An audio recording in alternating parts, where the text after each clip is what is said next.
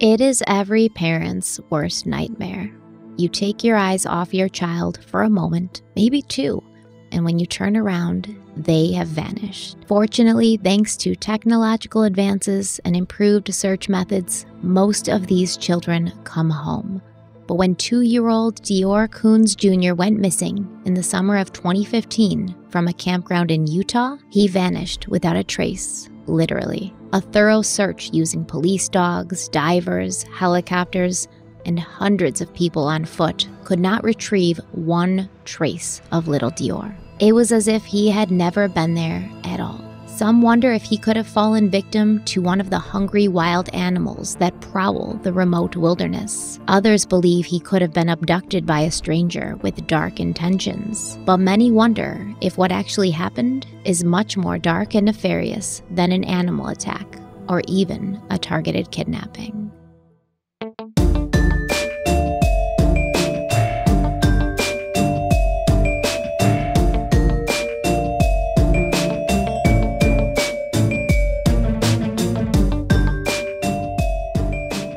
Hello, everybody. Welcome back to Crime Weekly. I'm Stephanie Harlow. And I'm Derek Lavasser. Before we dive into today's video, let's have a word from the sponsor, Magellan TV. I'm sure you guys have heard us talk about Magellan TV before, and that's because we absolutely love it. And if you're like us, you've probably burned through all of the true crime content on most streaming platforms. I know that I have.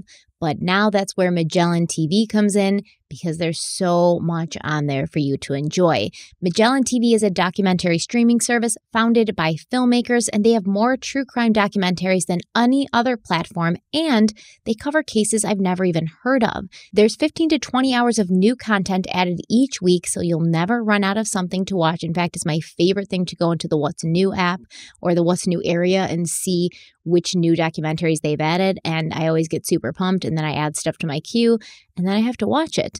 Right now, I'm obsessed with this new series. It's called Evolution of Evil. There's 10 episodes, and through those 10 episodes, they bring you from Mao to Mussolini, and they break down some of the most notorious despots in recent history. My favorite episode by far was the episode on Stalin. They were all really good. The one on Mussolini was also really good, but I really enjoyed the episode on Stalin because I've always been a fan of Russian history and I've been intrigued by it, so I got a lot out of that. I loved it, but true crime isn't all that they have on Magellan TV. In addition to true crime, subscribers can enjoy other featured genres like history, science, space, travel, and more. And Magellan TV can be watched anytime, anywhere on your television, on your laptop, on your mobile device. You can stream it to your TV using Roku, Amazon Fire TV, Apple TV, Google Play, and iOS. And with an annual membership of just $59.88, you're only paying $4.99 a month for 3,500 hours worth of documentaries. And that's insane. I don't think you're ever going to run out of stuff to watch. I keep adding new stuff to my queue, and I keep saying, oh, I want to watch this, I want to watch this. My list of things to watch is getting longer. My time is getting shorter. So I've been watching in the shower lately. I've been putting it on in the car and just listening when I drive. I'm obsessed with Magellan TV and all they have to offer.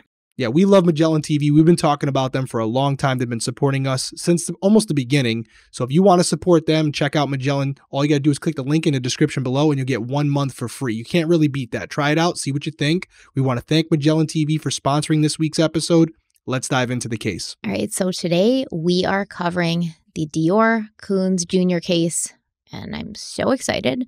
The disappearance of DeOrr Kunz Jr. has become a puzzle that everyone wants to solve. There have been multiple law enforcement agencies on this case, and the case has garnered national attention across legacy media and social media alike. I've personally been asked to talk about DeOrr on my own YouTube channel several times for years, and I remember when I first started looking into it a few years back, it actually hurt my head because it's a puzzle. But it's like one of those knockoff puzzles that you buy from Amazon, and it shows up with like 3 or 4 pieces missing, and you don't figure that out until you've already spent hours carefully putting it together. But if I'm being honest, this case is more like getting a puzzle with all the pieces, but the pieces change as time goes on. They change in color and shape. They change in size and design. And I think we can all admit it would be very difficult to complete this puzzle, to get the full picture of the puzzle, when the pieces don't stay the same and they no longer fit together. So I finally decided that I did want to talk about this case. I do, and I would like to talk about it with you because you not only have the law enforcement experience, but I can personally say that I think your instincts about people are very good, and you've allowed me to see various scenarios and situations from other cases that we've talked about in a way that I would really never have thought to view them before. And in a case like this, that's very important because it's easy to get caught up in all the mystery and sort of lose the forest through the trees. No, I'm looking forward to it. Thank you for the compliment. And full disclosure for you guys, we know you like this format where Stephanie's kind of going over the case and I'm weighing in with natural reactions as the information is being delivered. On this particular case, I have zero He knows clue. absolutely nothing. And I'm so pumped because I think that as we go through it, you're going to have questions. And they're going to be the exact questions, the exact right questions to ask. Yeah, I have zero clue. I made sure I got the pronunciation of DeOrr's name right before we did this because this is my first time hearing about it. So it will be different. I can't believe you've never heard about it. Never heard about it. I mean, I have my own cases I'm working, and obviously you're in this realm where you're constantly diving into these cases. So, there's a lot of people that need help out there. There's a lot of mysteries out there, and this name, when you said it, to be honest, it didn't even ring a bell. So I have truly never heard of this individual. Well, I'm excited to dive in. And I told you earlier today when we were talking, I was like, I can't wait to talk about it with you because obviously I'm a human being. So I have my own opinions and my own thoughts. And, I'll admit my own biases about this case. And I'm looking forward to sort of, not necessarily having you level me off because I do truly believe that at the end of it, when we go over everything, you might end up feeling, the same way that I do. And to me, that's going to be validation. It's going to be the validation that I need and I desperately want. But we may end up, even after going through this, I may end up feeling differently after talking to you. So who knows? You may talk me off a ledge like you do sometimes. Hey, listen, we agreed on Kaylee, but I guess that's not much of a surprise, right? No. That's really not a good example. It's like saying everybody loves ice cream, Yeah. Yeah, that's fair. Although I am lactose intolerant, I still love a good ice cream. Are you lactose intolerant? Yep. Learn something new every day. It doesn't stop me. Really? I'll crush a milkshake. I was saying, you're always eating ice cream, man. Yeah. That's not good. Yeah, no, it's not, Stephanie. You're right. Do you have medication that you take to keep it in check? I'm sure I do. But you don't take it? No. So maybe the ice cream comparison wasn't the best for you. Listen, like I said, I love ice cream just like the guy next to me. I'll crush an ice cream. I'm not one to turn it away. I do love a chocolate milkshake. I don't discriminate. Strawberry, chocolate, vanilla, Oreo. Oh, the peanut butter ones? Damn. Never met a milkshake I didn't like. All right. Let's dive in. I'm excited. Guys, if you're listening on audio, remember we do have a YouTube channel as well.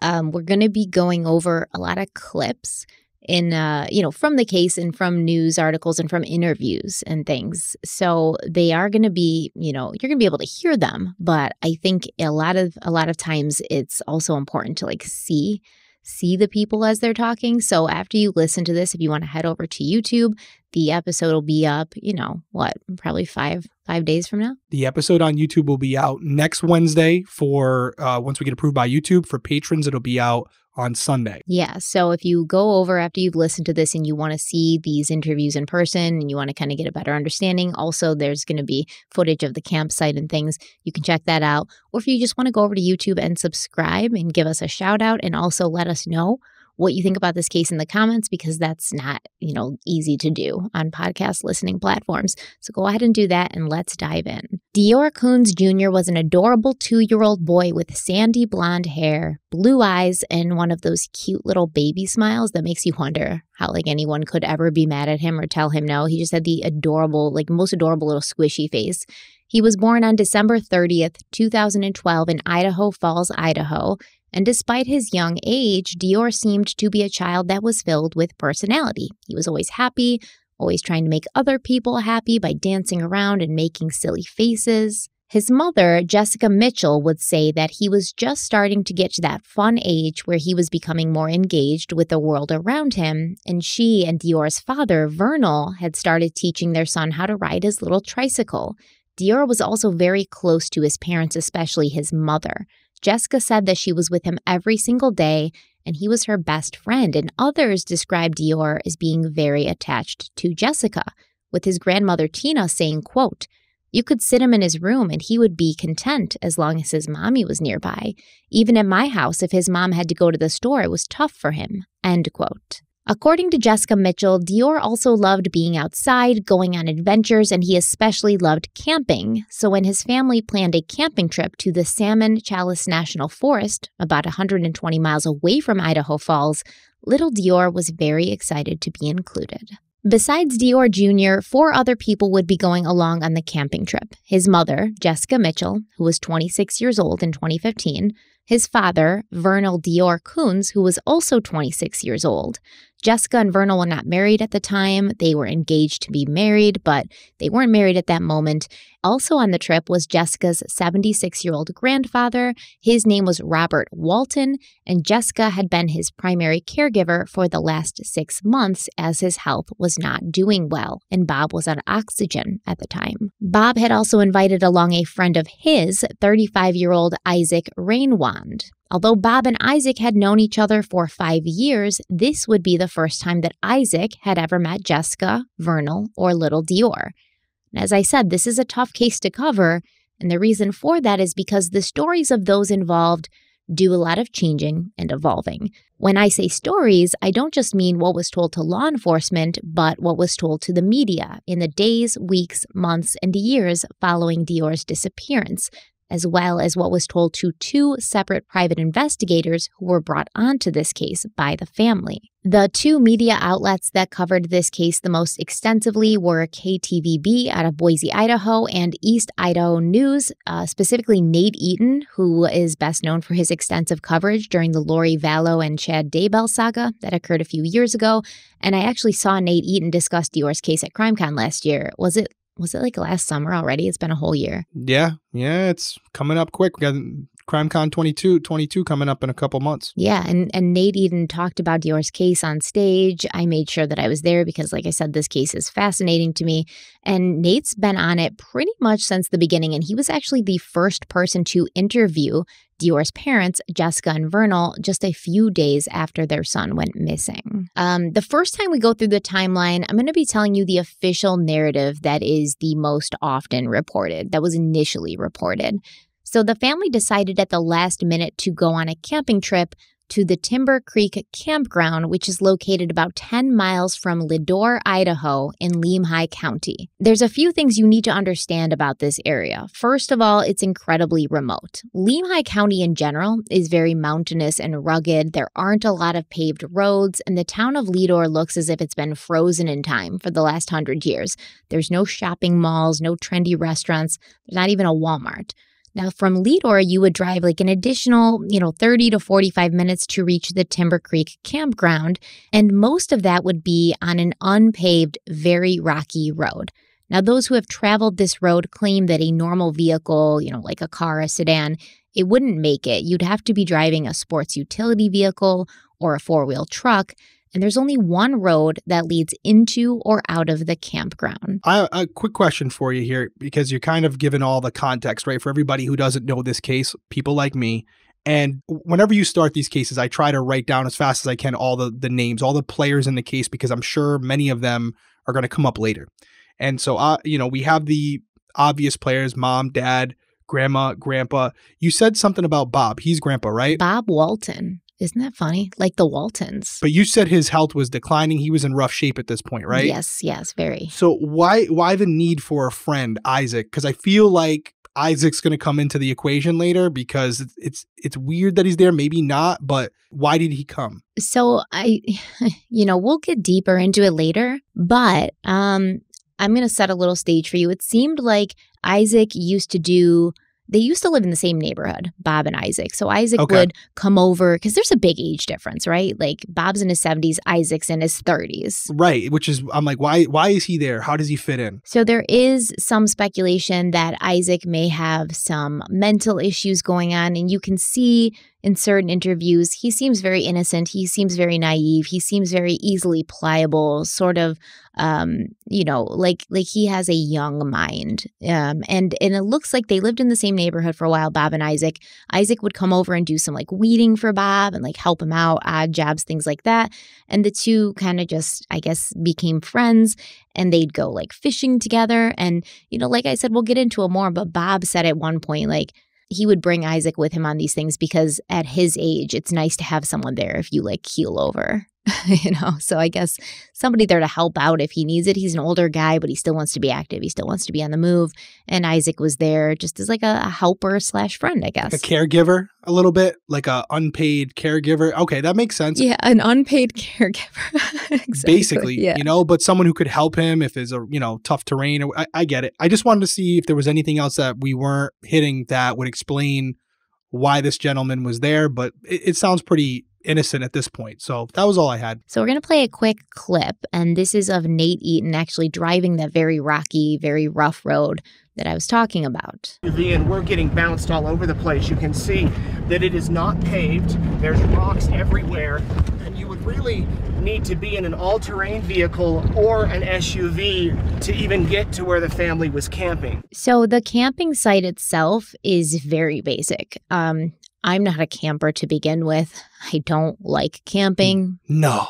No, I don't. Didn't see that one. I've only been once, and I didn't like it. I don't understand. And listen, I'm not judging anybody, but I don't understand why anybody would choose to sleep on the ground, and to become one with nature, Stephanie. Yeah, I guess. I mean, I don't really have any desire to do that either. It's not my thing. I like to go hotel camping, to like get away from real life and just hang out in a hotel room in a robe, with a face mask on. Would you do glamping? Glamping? No, probably not. Do you know what glamping is?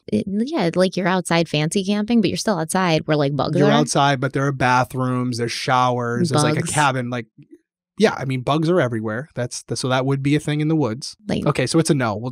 Guys, it's a no. I'm going to pass. She's not coming camping on the Crime Weekly trip that we do where we go away, talk about podcasts around a campfire, talk about cases. And then someone gets murdered, because that's what happens when people go into the woods where they don't belong and crazy things happen, like bears, like just swat them with their big paws, or some crazy serial killer. I mean, have you never heard of Missing 411? Come on. Nope, haven't heard of it. It's like thousands of people go missing in national parks every year, and just they disappear. And the national parks, because they don't like follow the same rules of like man, they don't even like report these people missing. They have like no record of how many people go missing. It's insane. You got to look it up. I'll have to look that up. And then you won't want to go camping. She won't be on the retreat, guys. Stephanie's out. I suggest you guys do not go either. That'd not be kind of cool if it was like a mystery retreat, like with tents and stuff. Come on. I know you wouldn't do it, but that would be kind of cool. It just came to me. I mean, I might do it. That would be cool. I'd be so miserable. Campfire, marsh s'mores. All right, I don't want to get too off but it would be cool. Ghost stories? Yeah, I mean, but real story. I mean, it would be good. I think that'd be cool. Ghost stories are real stories, Derek. Well, I'm not talking about fictional stories. We can talk about mysteries, kind of like crowd solve while we're around the fire. Okay. I just hear you just said ghosts aren't real. All right. So I'm not a camper, but I definitely would not go to this campsite because it is like the most basic of basic campsites. There's no bathrooms, no showers, no trailer hookups, no electricity hookups. There isn't even a parking lot. It's just like a small plot of land with like 1 or 2 picnic tables, a couple fire pits, and it's just surrounded by mountains on all sides. And then it's kind of bordered by this small creek. So it's like I said, surrounded by the mountains. There's one road going in, one road going out.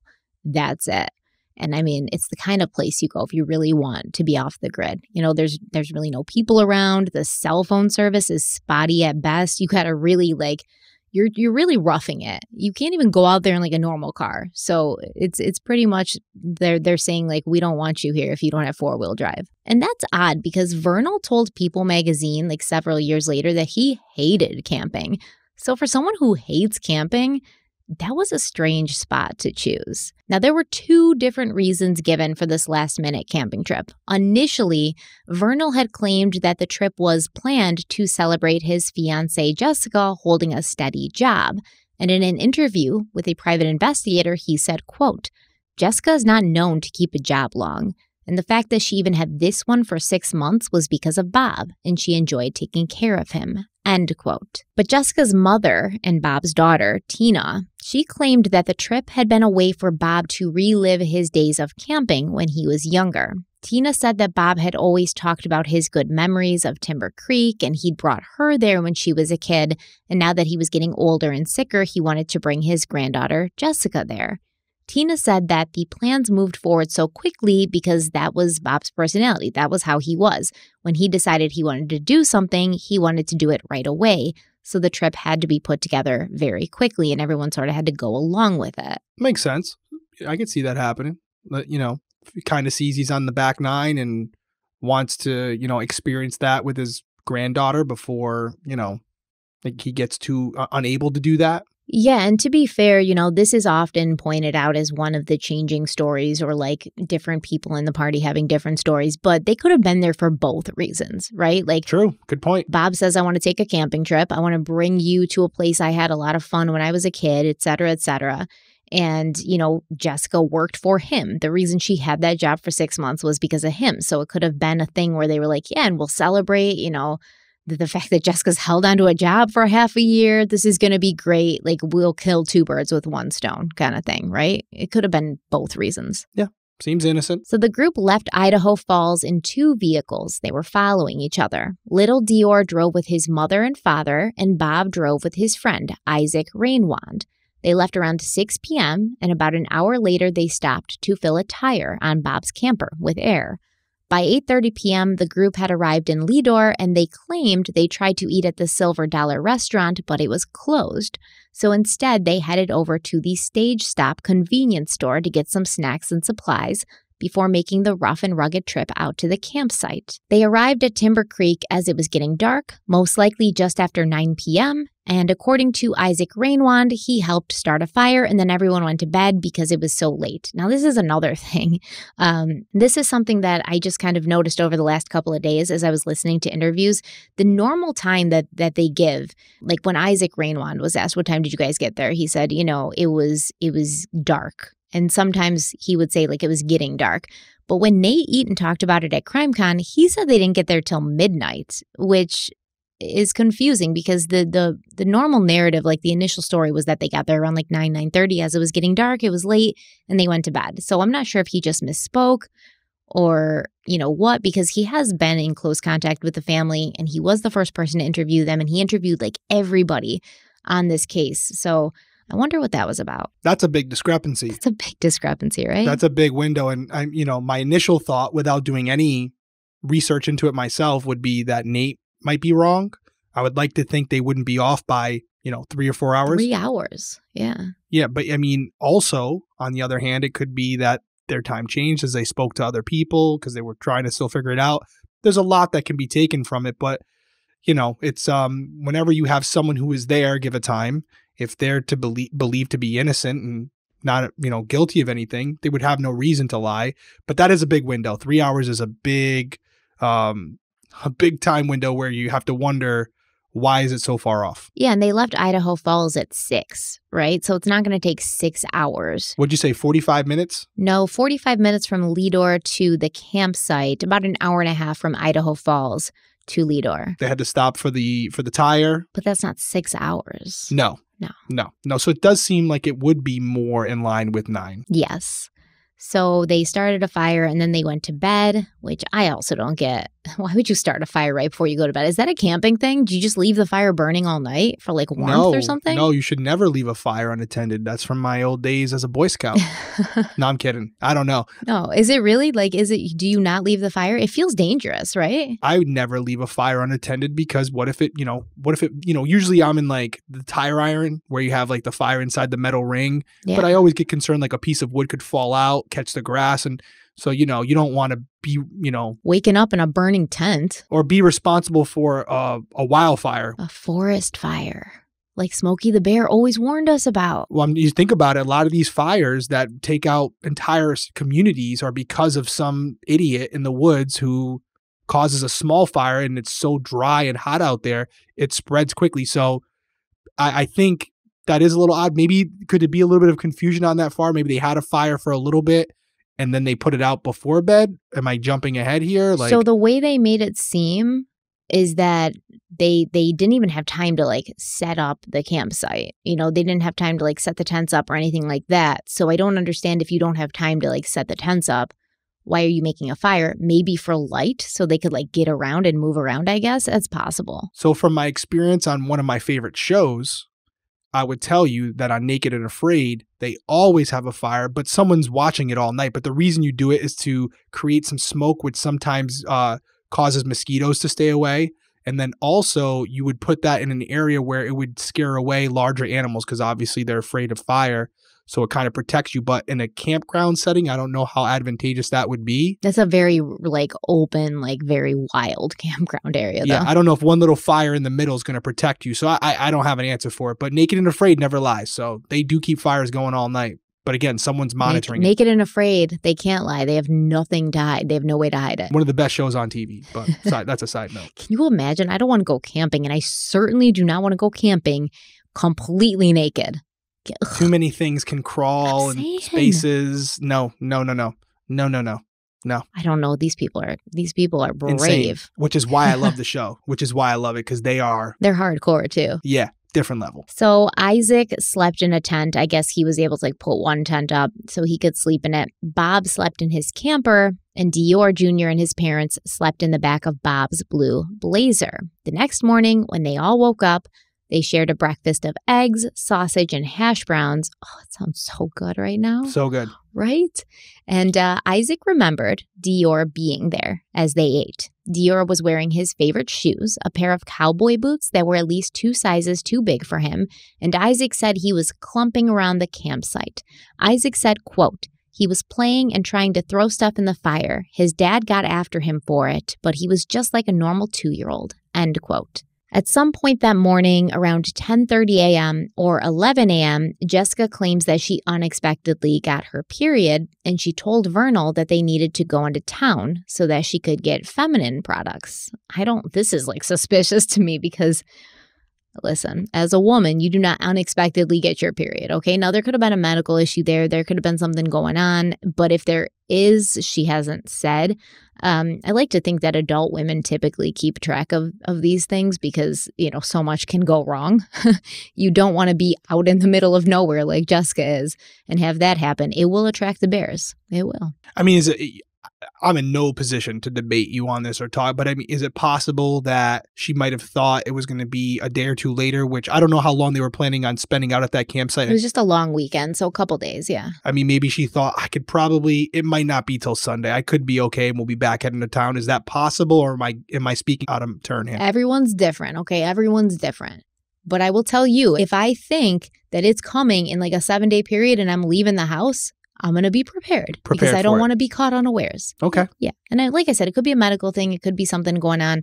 If there is, she's never said, which, she's entitled to not say. That's her private stuff. But something to note, and, what I take from this is 8:30, they're having breakfast, and DeOrr is walking around in boots that are 2 sizes too big for him. Mm-hmm. And then around 10:30, 11, so it's only a 2.5 hour window, mm-hmm. Jessica comes up with the situation. She needs to go into town with Vernal. Yes. So Vernal, Jessica, and little DeOrr, they all got into Vernal's truck and they drove into Ledor, where Vernal stopped to get gas, at which point he claims he spoke with an employee there. The family then went to the Stage Shop convenience store to pick up the things that Jessica needed, and there is a receipt to support this purchase, which shows the time of checkout was 12:30 p.m. And there was like sanitary pads bought, there was some candy, snacks, things like that. Question, do we know what type of candy was bought? I do, but I don't have it on me. Why? That's okay. I'm just wondering if, could it have been candy specific that we find out later that DeOrr liked? I believe it was candy for DeOrr. And, apparently Jessica bought him French fries when she was at the Stage Shop convenience store too. Because, you've seen these like small town sort of like convenience stores. They have, regular stuff like aspirin, snacks, but they also sometimes have a little counter where you can get hot dogs, fries, things like that. Especially out in the middle of nowhere like that. Super convenient to get something in your stomach, especially if you're hungry. But I'm just wondering, is there something there to represent that at that point DeOrr was still with them and that they might have been purchasing something for him? Also, I think I know the answer to this, but Cameras at either of these locations? No cameras. Okay, figured. Okay. Mm-hmm. So at 12:38 p.m., Jessica texted her mother, Tina, and told her they were headed back to camp. And according to Jessica and Vernal, they got back to Timber Creek at about 1 p.m. And that is when the stories of the individuals, they begin to branch off. It's worth noting, even though Jessica and Vernal claim that DeOrr was with them on the evening of July 9th and the morning of July 10th, no one in Leadore remembers seeing the couple with a young child. And there's one interview that Jessica gives, or it might have been on Facebook, because she was like very active on Facebook after her son's disappearance, arguing with people, answering them, things like that, where she said that DeOrr was sort of like running up and down the aisles and, the women who worked there thought he was cute, things like that. All of these people have been spoken to and nobody remembers seeing him there. I can see where this is going already. And so you're telling me all these people that were interviewed in town, even though there weren't cameras, July 9th was the day they drove down to the campground. And July 10th is the day that you're referring to when Jessica has the incident and she needs feminine products and they go back into town. Yeah, so they were in Leadore on the 9th, right before they went to the campsite. And they apparently stopped at, the convenience store. And no one remembers seeing DeOrr then, and they don't remember seeing him on July 10th either. And I mean, this is a small town. I think there's like 500 people that live there. This is literally a town that looks like it just stopped, like changing in the 1920s. So it seems like maybe someone would remember like a cute little boy running around, but who knows? And that's what you're saying, right? They're not even saying DeOrr stayed in the vehicle. Jessica and Vernal are saying, not only was he with us, but he was outside the car in the convenience store where other people would have seen him. Is that on both days, both the 9th and the 10th? I'm not sure about the 9th, but definitely the 10th. The 10th. For sure, yeah. Which would be more important, right? Mm-hmm. Because if he's there on the 10th, he was there on the 9th. Right. Any idea how many people gave these statements saying, listen, we didn't see any child, but we did see them? I don't know. This is very strange. The way the police have these, like police reports and things like that haven't been released, and they are keeping it close to the chest because it's still fairly new. Yeah, and I think that there's eventually going to be, or they want there to be possibly charges brought against someone. So they're probably keeping all the details, but they did confirm, that nobody that they had talked to had seen DeOrr that day. So no, it's good. It's good to know, because if nobody's seen him on the 9th, then there's a potential that every person you've mentioned so far is lying. Like this could be some big conspiracy where the grandparents, the parents, the friend, they're all in on it. If he wasn't with them on the 9th, because they've all given testimony and about the 10th, yeah, right, yeah, he definitely wasn't with them on the 10th. But you have Isaac and all these people saying, "Hey, this is all the things that happened that night." DeOrr was in the blue blazer where he slept, the campground, all these little details that may not be true. But that's interesting. That's interesting that, like you said, nobody would remember this child in an area where they probably don't get a ton of visitors. They don't get a ton of people, right? You would think, yeah, outside of locals, Yeah, so you see a different face, you're going to remember it. Especially a kid like running around the store. Yep. So back at the campsite, Isaac Rainwand claims that after breakfast that morning, he'd gone back into his tent and fallen asleep. And when he woke up around noon, Bob took him to see like different fishing holes and fishing areas near the campsite where Bob himself had been lucky with catching fish in the past. When DeOrr and his parents got back to camp, Bob suggested that Isaac show them where the fishing areas were, and they all began walking up a nearby hill into the woods. Isaac claims that he was walking with Jessica, and Vernal and DeOrr were right behind them. Vernal claimed that the adults had wanted to explore, and DeOrr had begun following them on foot. So Vernal turned and asked DeOrr, do you want to come with us, or do you want to stay with Grandpa Bob, who was still at the campsite sitting next to the fire? And DeOrr had been playing near him before they'd started walking away. Now, according to his parents, DeOrr didn't say anything. He just turned and began walking back towards Bob. In a later interview, Jessica would say, quote, "I remember asking my grandpa, 'Are you sure you're okay with it?' And he said, 'Yeah, it's fine. He wants candy.' And I said, 'Okay.' When my grandpa said he would watch him, I was all for it. I was excited. And that kills me because it was my idea. Like, yeah, I want to go fishing." End quote. Vernal, Jessica, and Isaac, they didn't go far. The area that they ended up at was only about 50 yards away from the campsite. And although Vernal and Jessica gave different answers when asked how long they were gone, there really shouldn't have been a huge concern since this campsite was so insular. Vernal said that he thought it was going to be the perfect place to camp because it was completely enclosed by mountains and there weren't many places for DeOrr to wander off to besides that main road leading in, and there was no other way to get out. And there was a small creek very near the campsite, which was down a steep embankment, but the creek wasn't very deep at all, just about like knee level, and it would have been very difficult for 2-year-old DeOrr to navigate his way down to it. This is the campsite where DeOrr and his family were camping. It looks like your average campsite. You've got a fire pit, a picnic table, very close to the creek that we have heard so much about. In fact, the creek is just here a few yards away. Notice the terrain down to the water. It's very steep. It would be difficult for a young child to make their way down that hill. It is possible, but again, it is a steep hill. That video was really helpful. Definitely gives you a better perspective of what we're dealing with. The videos and photos always help. You have your own visualizations of like what you're talking about, what it looks like to you. It's always going to be different than what it really is. This is going deep, but any clue based on witness testimony if DeOrr was still wearing these boots that were 2 sizes too big for him at this point? He was, yeah. Okay, so that would line up with that video we just saw where, let's say for a second he had sneakers that fit properly.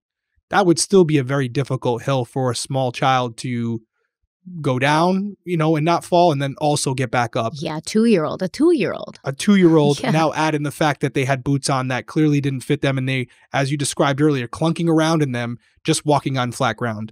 So a recipe for disaster right there in and of itself. Well, Jessica claimed they'd only been gone about 5 minutes. Vernal said it was more like 15 to 20. But either way, Vernal said that during this exploring adventure, he had spotted some minnows that he thought DeOrr would like to see, so he went back to camp to get the boy and bring him back to see the minnows. When Vernal was approaching the camp, he saw Grandpa Bob sitting by the fire, but he did not see little DeOrr anywhere. Vernal claims he shouted to Bob, asking him where DeOrr was, and Bob responded that he thought DeOrr was with him. In a later interview, Jessica said that Bob told them DeOrr had been sitting by a tree and he hadn't been able to tell if DeOrr was playing in the dirt or looking at his shoe. And allegedly, Bob had told her that he couldn't remember if he had dozed off or lost track of time. So obviously, once again, these are vastly different stories, right? Vernal claims that Bob said he thought DeOrr was with his parents, but Jessica claims that Bob told her he'd seen DeOrr playing by a tree and then he might have dozed off or lost track of time. And Jessica said that she specifically talked to Bob and said, like, are you sure you're okay with this? And Bob was like, yeah, absolutely. And now Bob's like, oh, I thought he was with you. And we're gonna talk about Bob's claims later on specifically. But does Bob dispute that? Does Bob dispute the first part as far as, hey, listen, Jessica did ask me if it was okay. And I said, yeah, he can stay. He just wants candy. I got it. Is he disputing that conversation even happened? So when asked about it, Bob kind of laughed and said, well, if that's what they said. I mean, I haven't saw any interviews with Bob yet. I mean, is he really out of it at this point? Is he like, mentally out of it? Yes. Like, does he seem like someone who wouldn't have a very good memory at this point? To me, he's, definitely physically struggling. He seems sharp as a tack mentally, but that's just my opinion. All right. I haven't seen any, obviously, video of him, but, Oh, you will. I would think at this point, he would remember the first part of the conversation. And if that did happen, well, then DeOrr would be with you then, right? Like at some point, it sounds to me, just at this point, more realistic to believe Jessica said, hey, is it cool if he stays with you? Which I've done with my parents, and they say, yeah, no problem. He just wants to stay here or she just wants to stay here. And then based on his physical condition, which you said was deteriorating, could he have passed out while sitting in a chair listening to the creek? Absolutely. I'm 38 years old and I could do that, just listening to the water. So that, to me, just initial impressions seems more realistic at this point. Okay, so here's my question for you. Does it seem kind of like a cop-out answer when Bob's asked, like, did this happen? Did they ask you to watch him? And he responds, well, if that's what they said. Yeah, that seems weird. Yeah. I don't know the guy. I don't know why he would respond like that when he knows why he's being asked that. It could also be that maybe he's not as sharp as you think he is, and he's just really confused and struggling to remember what really happened, and just at this point trying to give the same story because he knows that people are assuming something nefarious took place here. Okay, also let me ask you another question. Remember, Bob is not Jessica's father. He's her grandfather. He's pushing 80. He's on oxygen. Do you leave your 2-year-old with him? What if DeOrr did fall in the creek? How would Bob save him? How would Bob do anything to prevent anything bad from happening? Like, is this a person, not that he would hurt the kid on purpose, but is this a person that you feel safe leaving your kid with in a new place in the wilderness where there are sort of like hazards that could come into his path? Yeah, in hindsight, considering what we're talking about, no, probably not. But I could see how someone innocent could figure we're only going to be gone very quickly. I can see where he is. He's sitting in the chair. DeOrr's going to be right next to him. It's going to be fast. A lot of parents, do things that are victims of cases like this where in hindsight they wish they didn't.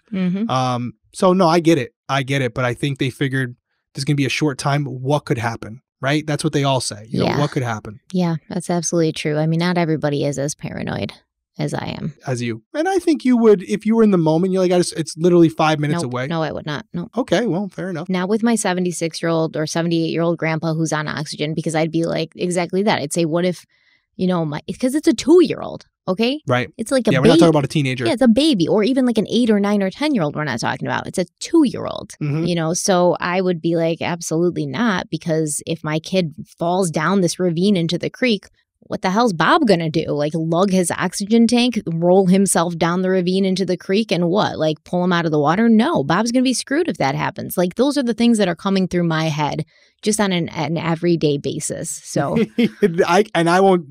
I can affirm that is the case with you. So yeah, I think you are someone who is more cautious, which isn't a bad thing, by the way. It's stressful. It's who you are. It does make life difficult sometimes because I'm a warrior too in a lot of ways. So I get it, And I mean, I walk into a room and I'm like, oh, where can my kid hurt themselves here? Yeah. Or where can they escape? Yeah. Or where can somebody come in and kidnap them? So it's stressful. If that is what happened, what a burden to carry, right? If DeOrr got kidnapped, you mean? Not even that he get kidnapped, but what if he fell in the creek? And, Jessica said, like, I wanted to go fishing. She feels guilty about it because if she would have just said, no, you're coming with me. If everything's on the up and up, you and I aren't sitting here talking about this case right now. Yeah. So I'm sure what a burden for her to carry if everything's on the up and up. Oh, yeah, that would be something she'd carry forever. But DeOrr didn't end up in the creek though, man. Oh, okay. All right.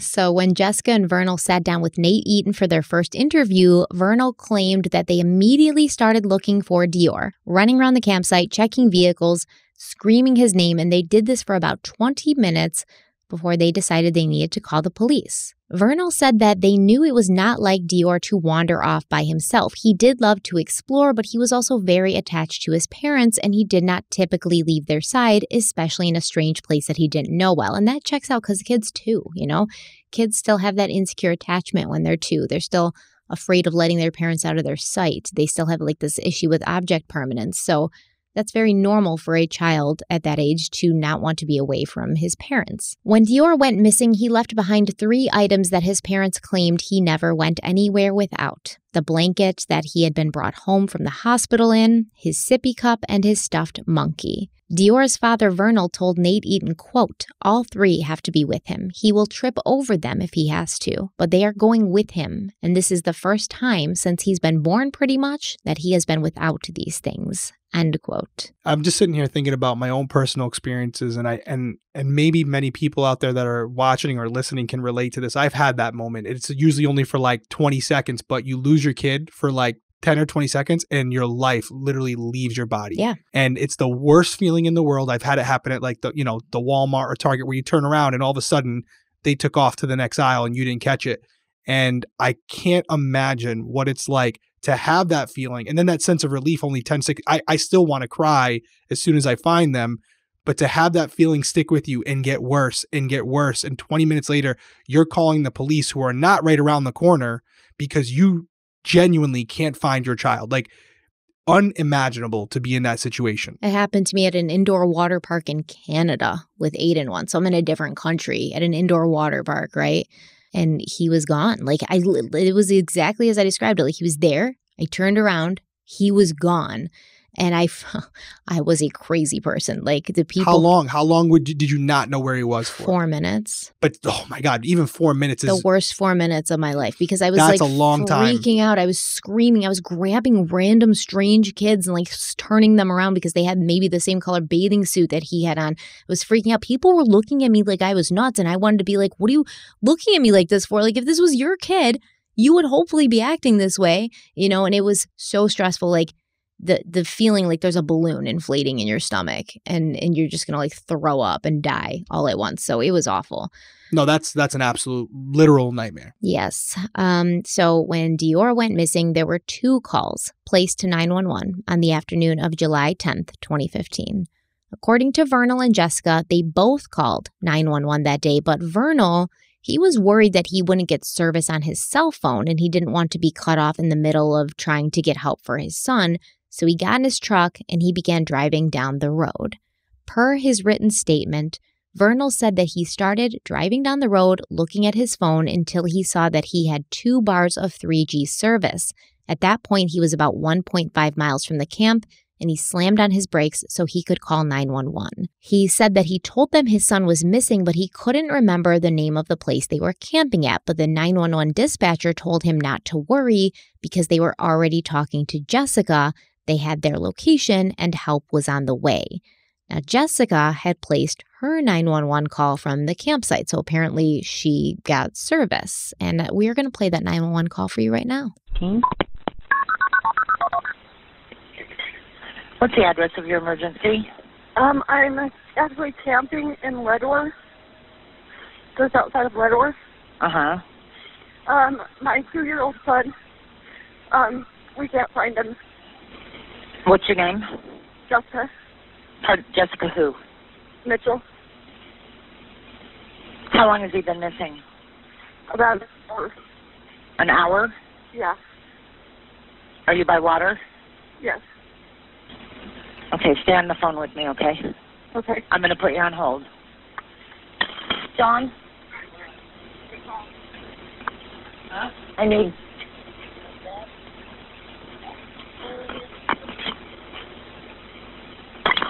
Do you know which campground you're in? What? Timber Creek. Pardon me? It's Stone Reservoir, Timber Creek. Stone Reservoir? Yeah, or Timber Creek. Hold on. We need search and rescue.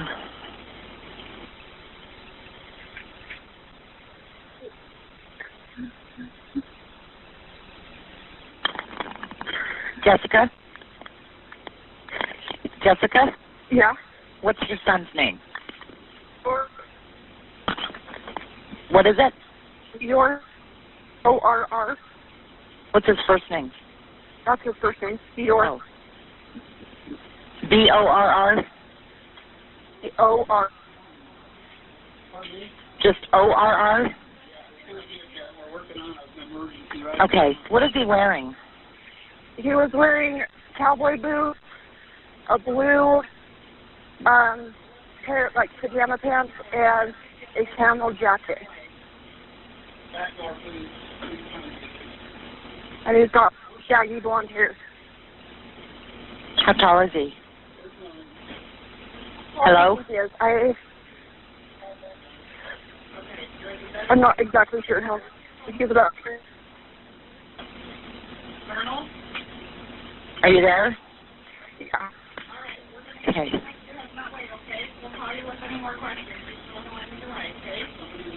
Is your husband calling too? Like all down where we were camping at, and we can't find him at all. Okay. Hang on. Do you know how far outside of DeOrr you are? What? It's the turn off right after like the general store and the post office in DeOrr, and it's at Timber Creek. As you're going up over the pass? If you're in DeOrr and you're at the like gas station, you take the street on the left-hand side, right across the street from the gas station, and go straight out that street. Is it a paved road? No. Okay, as you're headed towards DeOrr, you take a right on the street across the street from the gas station. It would be a left. A left. Yeah. And there's a sign that says like Timber Creek and okay, stuff like that. And you're gonna like from Idle Falls. Yeah. Okay. Hang on just a second. She said you take a left on the street just past the gas station as you're coming in from Idle Falls, and it says Timber Creek. I know. Okay.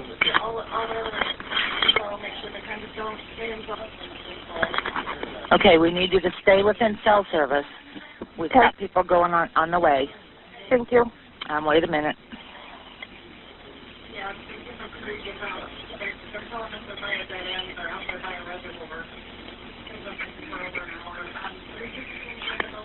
And you keep us updated with anything that's going on, okay? Okay. All right. Don't go away from cell service. Okay. Okay. Thanks, Jessica. Thank you. Bye-bye. Bye. So I know that was, a couple minutes and it was a little long, but it was important because a couple things happened during the call that I want to address. Because to be fair, it did seem like Jessica kind of had spotty service, especially at the beginning of the call, right? She was cutting out when she was saying his name, like the whole thing wasn't coming through. So, it's definitely a known fact that the cell phone service in that area is bad. But pretty early on in her call, you hear someone else in that room talking to Vernal and saying, yeah, don't worry, Vernal, we have someone on the way. That's, pretty early on in her call. So that's important. Why? I feel like you're saying it's important for a different reason than I'm thinking. So I don't want to, why are you thinking that? So in Jessica's written statement, there seems to be a discrepancy. She claims that when she hung up with the 911 dispatcher, she removed all the items from her pockets and threw them into the passenger seat of Vernal's truck. And if you're watching on YouTube, we're going to put up a screenshot of this written statement. Now, many people have wondered how she was able to do that when at the time of her call, Vernal was allegedly over a mile away. And according to a time distance study, it would have taken him over 16 minutes to get back to camp from the area he claimed he'd been when he called the police. Jessica's 911 call has been released to the public. Vernal's never has been. However, according to a later investigation from a private investigation firm, it seems that Jessica's call was made at 2:28 p.m., but Vernal's call was made at 2:22 p.m., 6 minutes before Jessica's call went through. So if we believe his statement, as soon as he got on the phone with 911, he told them his son was missing and he didn't know where they were. And the dispatcher reassured him that they were already talking to Jessica and, Jessica had given them the location. So that's strange, right? It sounded like to me that Jessica had been on the phone first, though, like, because it was about 2 minutes into that call when that person in the background, the dispatcher, saying, oh, we have your girlfriend on the phone right now. Okay, so that's the thing, right? We're about 2 minutes in, I would agree. So what I want to mention is, like I said, his 911 call has never been released, even though they have it. Why hasn't it been released? Because I think that they probably don't want people to start comparing and lining it up because, you've called 911. You've been on the other end of 911 sometimes. You don't just call and say, like, my son's missing, and then they're like, don't worry, Vernal, we're on the way. Like, you have to give them information. You have to tell them what your name is, what your son's name is. It takes a little while to get to that point. So there's people that believe that Vernal actually never left the campsite, that he made his call from the campsite because I guess that they enhanced some of the audio, and people believe that Vernal can be heard in the background of Jessica's call saying, quote, I made the call. Now, I don't hear it in the clip, but people swear that they do. And we got some crazy good headphones. Not that, we're listening to a YouTube clip, but we got some crazy good headphones in. I hear like a man talking in the background, but that could be Bob. That could be. It sounded like, and I've never heard Vernal, but it sounded like an older man. And also, I think it would be a lot more apparent that he's in the background talking if you could hear it, because I felt like I could hear others in the background, like you just said. So I don't know about that. Well, there should only have been two people there. It should have only been Jessica and Bob, because allegedly at this point, Isaac, he wasn't even there. When he and Jessica and Vernal had walked down to the fishing area, they went back to camp and he continued on to like go fishing. So he didn't come back for, quite some time. Okay. Yeah, I didn't hear that if you didn't say that to me, but I also think there's probably some information that hasn't been released that would give you the coordinates of Vernal at the time when he made the call specifically, because now that phone's being used, it's bouncing off cell towers. So although you and I and everyone else doesn't know, there would be a distance between them if they were in two different locations. Only the police know that. And remember that you said that. Okay. All right. And what do you make of Jessica and her statement saying that when she hung up with the 911 dispatcher, she took all the items out of her pocket and threw them into the passenger seat of Vernal's truck? You and I have talked about this before, about witness statements, like people who are genuinely like real witnesses who have nothing to do with the crime and want to help. They make mistakes all the time. I think I've even said this before. I was involved in a bad situation where it was very traumatic for me.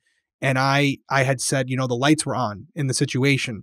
Come to find out they weren't. It was just a flashlight that was on behind me from one of the other officers. Sure. These are things that happen when you're in a traumatic moment. And I can't imagine a situation more traumatic than losing your child.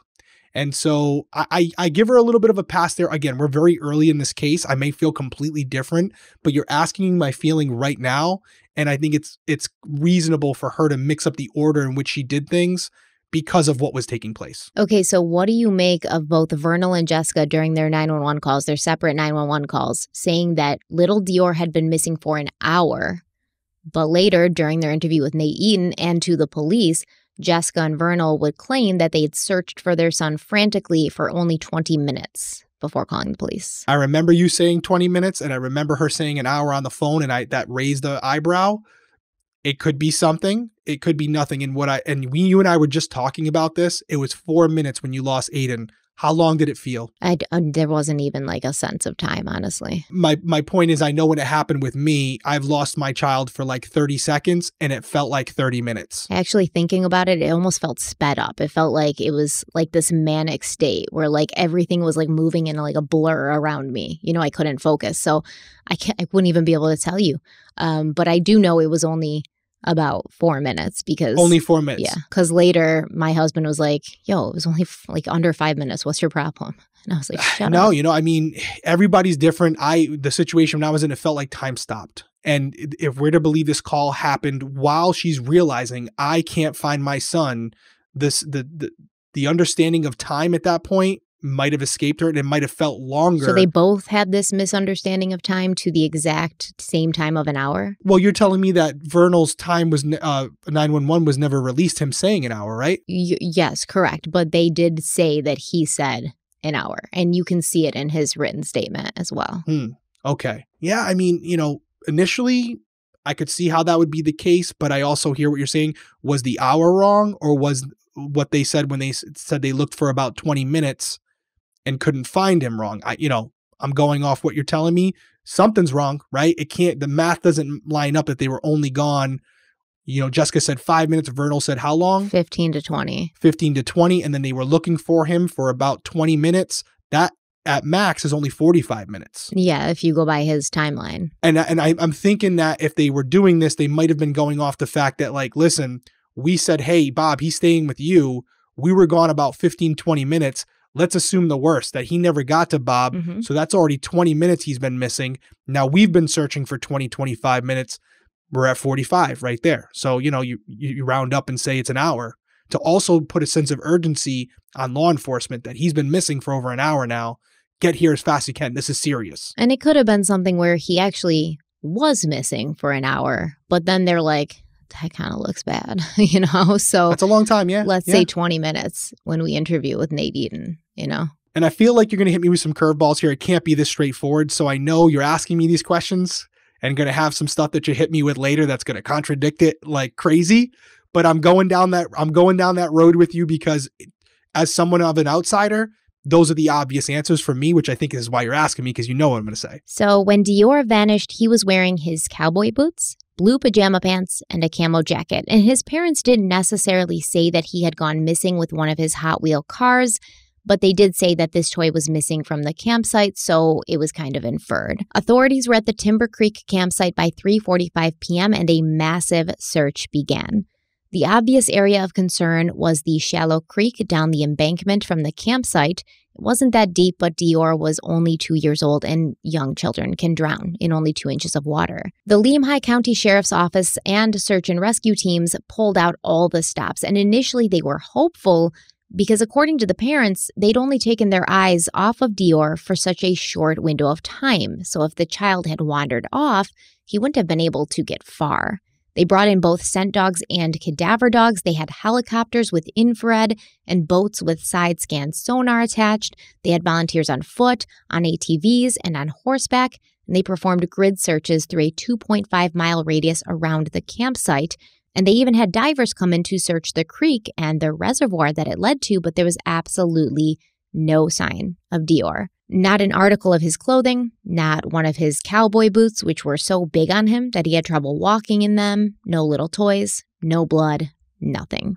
They even had search and rescue members doing grid searches in the creek on their hands and knees, and they still came up with nothing. And this was very unusual given that DeOrr was so young and he'd been missing for such a short amount of time, and there really wasn't any place that he could have gone.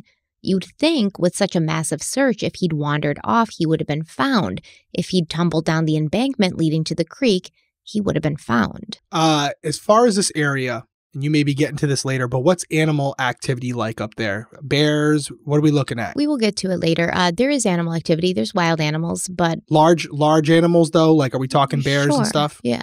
Okay. All right. Just to throw that out there, it is an area. It's not like a local park where it's pretty much contained. We're out, as you saw from that first video, they're out in the wilderness. Yeah. Okay. All right. So the search for DeOrr continued through the weekend, but on July 12th, the search was suspended for an undetermined amount of time. Speaking to East Idaho News, Jessica Mitchell's mother, Tina Clegg, said, quote, "The sheriff told us in all his history he's never seen anything like this. Right now they have ruled out that he had slipped and fallen into the creek. The creek has been cleared and the sheriff is 100% confident that DeOrr is not in the creek." End quote. Even though the official search had been halted, the sheriff's department promised that they would still have a police presence on site and trained professionals would still be actively searching for the missing child. On Monday, July 13th, Jessica Mitchell and Vernal Kunz sat down with Nate Eaton from East Idaho News for their first public interview. Now, obviously, we've been down this road before. We know how the parents of missing children are often perceived by the public. We've got a lot of people out there on the internet who will watch these interviews over and over and pick them apart, the body language, the words they say, do they seem distressed enough, etc. And I want to emphasize that we cannot judge the way that others act in a time of crisis. There's no template for grief, and, there's no code for how one should act when they're going through something traumatic or when they're grieving. And there's a variety of factors that can dictate this. It's completely normal to react in ways that you can't control, and none of them are right or wrong. A person might be in total shock and not show any emotions, or they might react in what can be perceived by others as a strange way, such as laughing when there's nothing funny about the situation.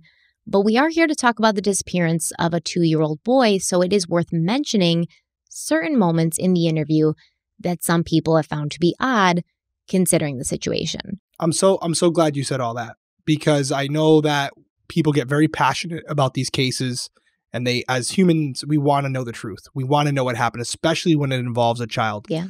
But I ask all of you, I know I do, you can look at a situation and be critical of it as you're trying to, dissect mannerisms, both verbal and, and physical, but also consider the idea that regardless of how it looks, this case may look as we continue to go, you're potentially looking at two parents who had absolutely nothing to do with the disappearance of their son and are completely innocent.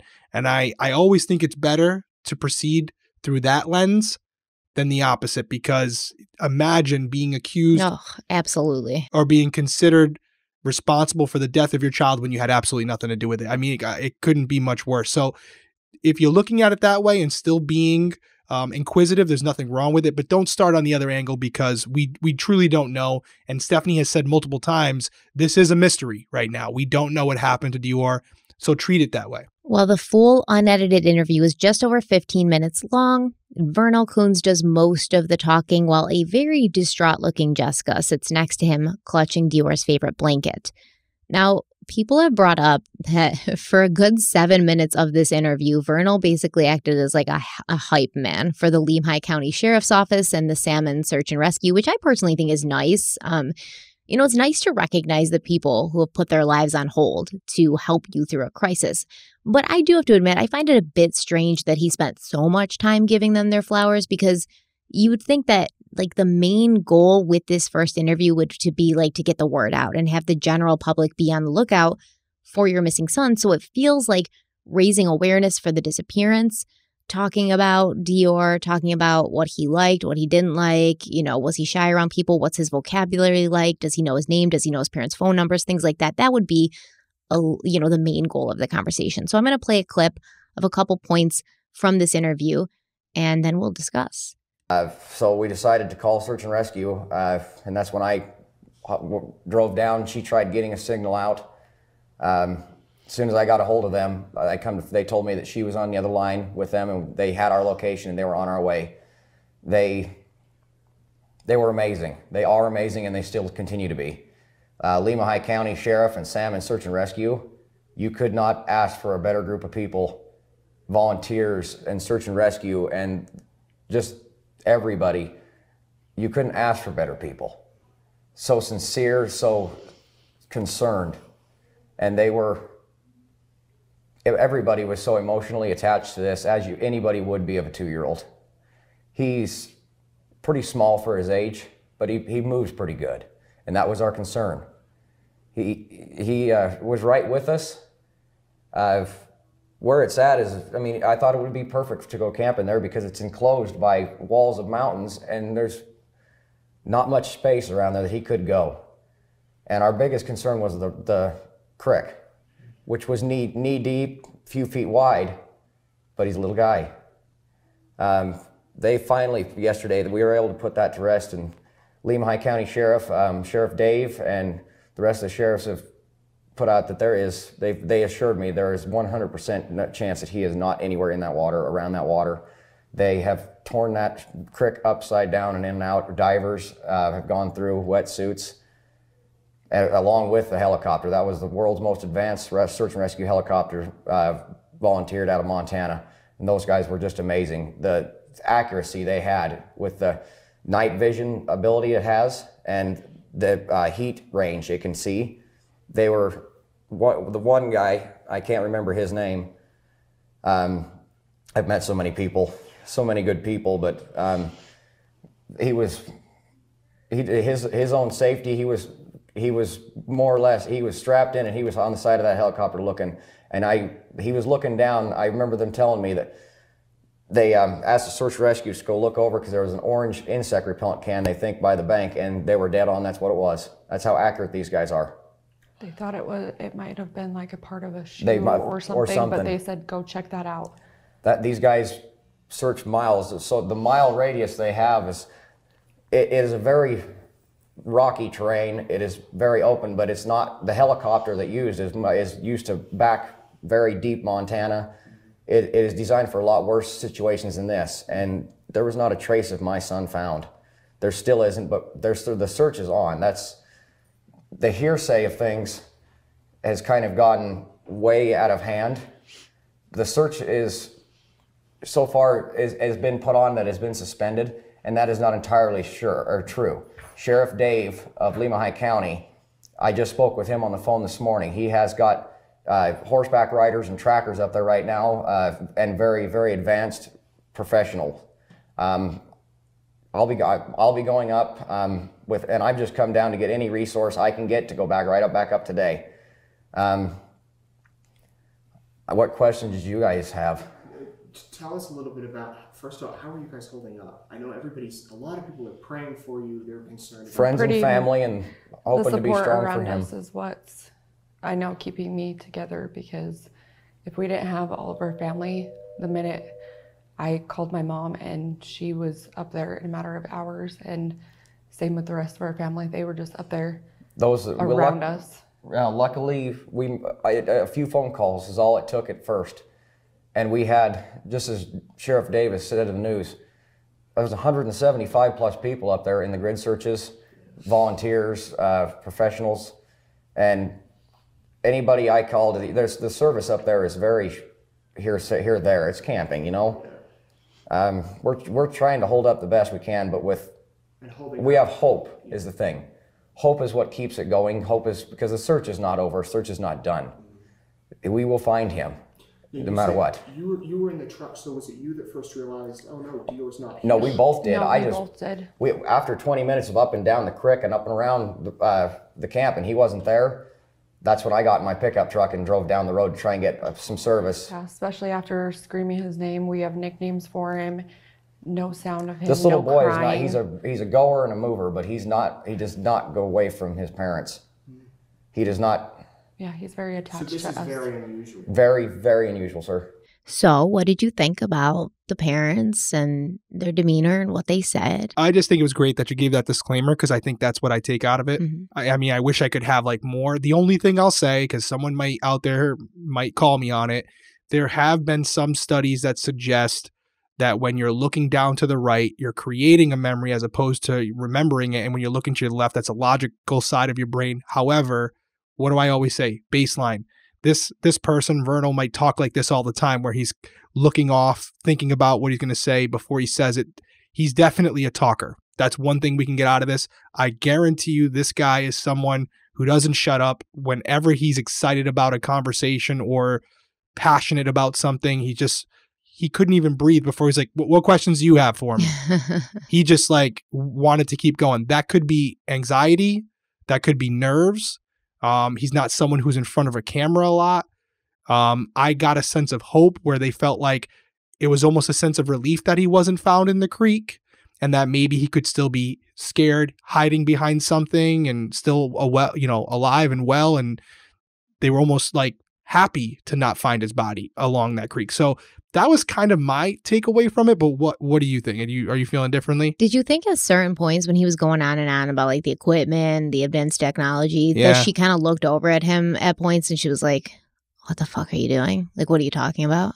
Yeah, I mean, I definitely see where you and where everyone could come from that. Oh, I don't know if anybody else said that, but I just noticed when I was watching again for like the 5th time, she was kind of like glancing over him and her foot was kind of like bobbing, and it would be a way I would look at my husband if I was like, shut up, You could tell a lot was running through her head. Someone came in the room while they were sitting here. You could see her pointing off her hip. Yeah, there's people in and out of the room the whole time. Yeah. She seemed very, very out of it as far as her head was everywhere. She's probably got a million thoughts running through her mind. He just seemed very nervous. And as far as him talking about the helicopter and how advanced it was. You think it's just like babbling out of nervousness? Maybe. And that I don't know, he feels like he might be a really pro-military, pro-law enforcement person. I don't know. Maybe he's trying to give them credit and kudos because he knows they're going to see it and he wants them to keep looking really hard for their son. Maybe he feels like that's going to incentivize them to look even harder because he's their biggest cheerleader. I don't know. So some people think he was building them up and complimenting them so heavily. Because I mean, it is a little extra there. Some of the nicest people I've ever met in the world is a little extra. Some people think he may be doing that to sort of take attention off of himself. So if there's anybody on search and rescue that encounters something that might make them suspect the parents, they would be like, but they're nice. They're nice people, Which I guess is possible, but really dumb, right? If you think for a second, man, if I'm out here rooting for these guys who are risking their life to find this little boy, if they find something that implicates me because I had a 5-minute conversation with them and gave them a couple props on some news channel, they're going to get rid of evidence that implicates me. I mean, if you think that's possible that these guys are going to do that for you, you're a moron.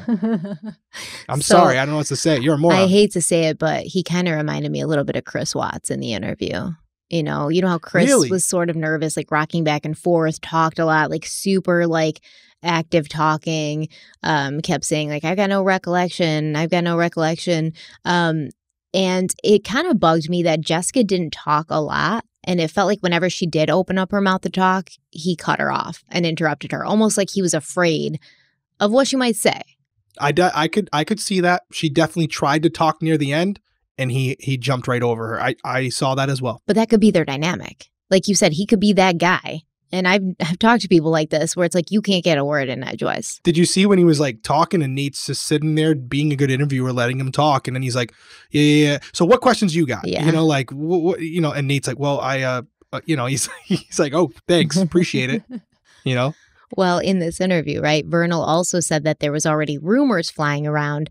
And Jessica mentioned that a woman who worked at a store in DeOrr had mentioned seeing a scruffy-looking man and a small boy matching DeOrr's description in the store. Apparently, this boy was crying and the man was buying him candy, and then they got into a black truck together. Somebody at the store in DeOrr said, it was one of the ladies that had worked at the store, said that they saw a gentleman and a younger blonde boy matching our description of our son, really filthy, buying candy for him, and he was just bawling in a black truck. That is the only Here's the problem. My pickup he truck's drives black. the black truck. As a family, we went down to get a few things. So it could have Earlier, It was was earlier me, that but day. they claim it was at 6 o'clock that evening, and we were search and rescue until what, 3:45? Yeah, from We haven't left the camp since 1 o'clock that afternoon. So it's just a lot of hearsay. Now that's interesting. Yeah. That's interesting because it's really possible, and I always say this about witnesses, right, that they could have got the time wrong. You know, they definitely could have. That's one angle. So here's what I'll say. I've searched everywhere. This alleged sighting has never been confirmed. That this Okay. actually was seen. That it was like, I mean, I searched everywhere. Now, it could be buried in police reports and they haven't released it. That's very possible. I cannot confirm that anybody actually said that. And you know, I'm going to go off. So let's just go. Good disclaimer. Let's go off the fact that they got this from police. That they shouldn't have been saying this, but they did. You know, because Vernal he likes to talk, and this is something where it's not necessarily hearsay. If someone is saying, I saw a young boy down here crying and a man in a black truck buying him candy, it does kind of line up with the fact that they bought him candy that day, as you said earlier. So could this person be wrong on the time? Maybe. I feel like you're going to hit me with stuff later that would contradict that. Check this out, though. Check this out. Your kid goes missing, right? Okay. At what, like, you know, you call the police around, 2:30, he's missing. Right around 2:30, yep. You hear this alleged eyewitness say that she saw someone who matches the description of your child in DeOrr at 6 p.m. with a scruffy-looking man buying candy, and they get into a black truck, and your immediate reaction is to say, I drive a black truck, they probably just saw us earlier and got the time wrong. Why wouldn't you think the timeline works? This could have been somebody who had abducted DeOrr. And that's when they were seen, after the abduction. Like, that's not even a possibility to you? No, you're not wrong. I'll tell you what I'm doing. What are you doing? I know what I'm doing. What are you doing? I'm going down there if I'm Vernal, finding this person and saying, hey, I'm the father. Was it me? I'm here. If you obviously remember what this guy looked like, was it me that you saw? Because I'm the dad. If she comes out or he comes out and says, no, it wasn't you, it was a different guy, we got a problem. Right. We got a real problem. But that's the first thing I'm doing. I'm not discrediting that their time is off. I'm going down there and probably impeding an investigation, but I don't care, to go ask this witness, was it me you saw? Was it that truck? Because we can put this to bed right now. That's the thing, though. He doesn't even entertain it as a possible, like, actual sighting. He's like, there's a lot of hearsay. You know, I drive a black truck. They probably just saw us, and then they were, at the wrong time. Don't want to do that. That's definitely not what you don't want to discredit it. And that's why police probably didn't love that he said this, in this interview. And this is also 3 days after, which is interesting that the police wouldn't try to deter them from doing it, because this isn't like a city area. Yes, you want to get it out there, but I don't know if I'm going to put parents on camera 3 days after, when you could have the police doing these interviews, giving information that's pertinent to the case that could assist them in solving it, because they're out in the middle of nowhere. So I don't know if DeOrr is going to be able to make it back to town where somebody would see him. But I understand that if he was abducted. He would if he was abducted, yeah. Exactly. If he was abducted, I could see that, but I don't know if I would have these people, understandably, be the spokesperson for the case, because they're personally connected to it and they're traumatized if they're victims. Listen, it's Lehigh County Sheriff's Office. This isn't like LAPD. The FBI hadn't gotten involved yet. They probably didn't really deal with things like this all the time, right? I mean, the sheriff told Jessica's mother, like, never in his history of law enforcement had he encountered something like this. So they probably didn't even know what protocol was. No, you're right. DeOrr's parents also introduced the theory that DeOrr may have been abducted from the campsite. Vernal said that the area where they had set up camp was very open, but he'd never been there before, so he wasn't familiar with that area. But when he was driving around looking for his son, he had come across a dirt road that led up to a higher area over the reservoir, and he found out that from that vantage point, you could see everything underneath, including the place where they were camping. I come to find I didn't know the area, and I didn't know it's very open, but you can't see much. There's a road that goes up and along the top. We're camped underneath the reservoir, basically right below it, and you can go up above the reservoir. And I didn't even know the road was up there. And as I traveled up there myself, I come to find out I can see everything going on in that campsite, but you can't see out. You can't see up, you can't see around, and if anybody comes to the bottom of your campground, you can't even see who they are. So they could have come into your They could have came in and you could never know it. And with the water was not a fast running, it's a creek, but it is quite loud moving through the logs and things like that. So hearing range is not all that far either. So you couldn't hear anybody coming up either. So he was just kind of playing, and you guys were doing your thing, and then he noticed. He was playing with. He was playing with Grandpa. He was getting ready for a nap. And I say it was almost. By that time, it was almost 2, and he usually takes his nap. We decided we were going to go a little exploring. He was going to be good with Grandpa by the campfire. We weren't more than probably 50 yards away in 10 minutes. But the time I seen him to the point I figured out he was gone. And I come back up in the creek, and I actually seen there were some things down by the little minnows and I thought he would just love. So when I come back up to get him, and I yelled over to Grandpa, where's little DeOrr? He immediately shocked. He says, he came up to you because it's such a small area. That's what a lot of people, they don't understand, is they just assume, how could you let your kid out of your sight? This area is pretty well blocked in, and you can see, there's no way you couldn't not see him in what we thought. So I want to go back to what I said earlier. This part of the interview, he's looking off to the left. He's looking down and off to the left. So just to kind of be both sides of it, I'm going to go on a limb here. And, I don't have anything to substantiate this, but I'm just going to say it. It might come back to bite me by the end of this. I find him believable. I'm just going to say that right now. I find him believable. What that means to you, maybe not much, as far as everyone out there. But I find him looking in the eye of the investigator. I don't find him thinking about what he's going to say, calculated. It sounds like he's just shooting from the hip. So either he's just a really good liar, or this guy is just telling it how it is, and that's my initial gut instinct right now. Listening to him, he sounds believable to me. Okay. Well, both Jessica and Vernal, they said they didn't know if there were any other people around, like camping nearby, but they personally never saw anyone else. Vernal mentioned, like he said, someone could have snuck down into their camping area. The sound of the nearby rushing creek would have disguised the sound of their approach.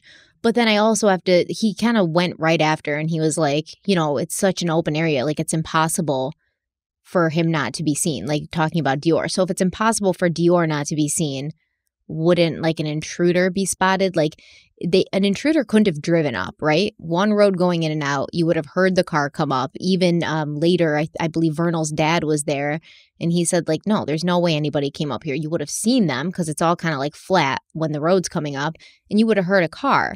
So a person couldn't have approached in a vehicle. They would have had to have approached on foot, and then it is an open area. So it's possible that Grandpa Bob was just straight passed out by the fire, but where did this person come from? Did they follow DeOrr and his family there? Were they waiting for, everyone else to go off except Grandpa Bob, and then waiting for Grandpa Bob to fall asleep? What's the motive here? Well, I think you just said something that's really important, and that's the fact that, like, how would this person even know that? How would he know or she know that the parents were going to leave the child away with, alone with this 80-year-old man for any amount of time? And from that vantage point, would you be able to know with 100% certainty that there's a little boy running around with Grandpa Bob, and the parents aren't just right out of, eyesight, where the minute you get down there, they're already walking back into camp and you're exposed? Like, right. How would you know all those things, that window of opportunity that you could see from this vantage point was going to be accessible, 5 minutes from now when you got down the hill. I don't see how that would be. I mean, this person, unless they were really scouting them out, which, I mean, again, always anything's possible, just seems very unlikely. Yeah, well, Vernal went on to say, quote, vanished. There's not a trace found. This child loses stuff. He's 2, almost 3. Anyone who is a child in that age range knows they leave trails. They lose stuff. Nothing. There's just nothing. There's a possibility that he might be with somebody, and that's what's giving us hope. It's a bad thing that he would not be with us right now, but that means there's a good chance he's alive and with somebody. End quote. Vernal said that in his gut, he knew that DeOrr was not on that mountain anymore, since there was a thorough and advanced search which had left no stone unturned. And Vernal felt that if DeOrr had still been out there, they would have found him. And, he had mentioned it in his interview. You got to think about the grid search and knowing how fast this child can move in that time frame. These guys those boots. Yeah, these guys are experts at it. Even if he had lost the boots, like there's only a certain distance that this child could go in that time window, and they have it all kind of mapped out. So when they're using things like night vision and thermal imaging, even if they can't see him, if he's hiding next to a tree or a rock, his body temperature would emit something. So at night or even during the day, these helicopter pilots would clearly see that there's something living in a certain area. And I'm sure based on what Vernal was saying about this, the spray can, even them finding that, which wouldn't give off heat, they spotted that. So they were not only using this technology, but also the visuals that they were seeing while they're hanging out of the helicopter.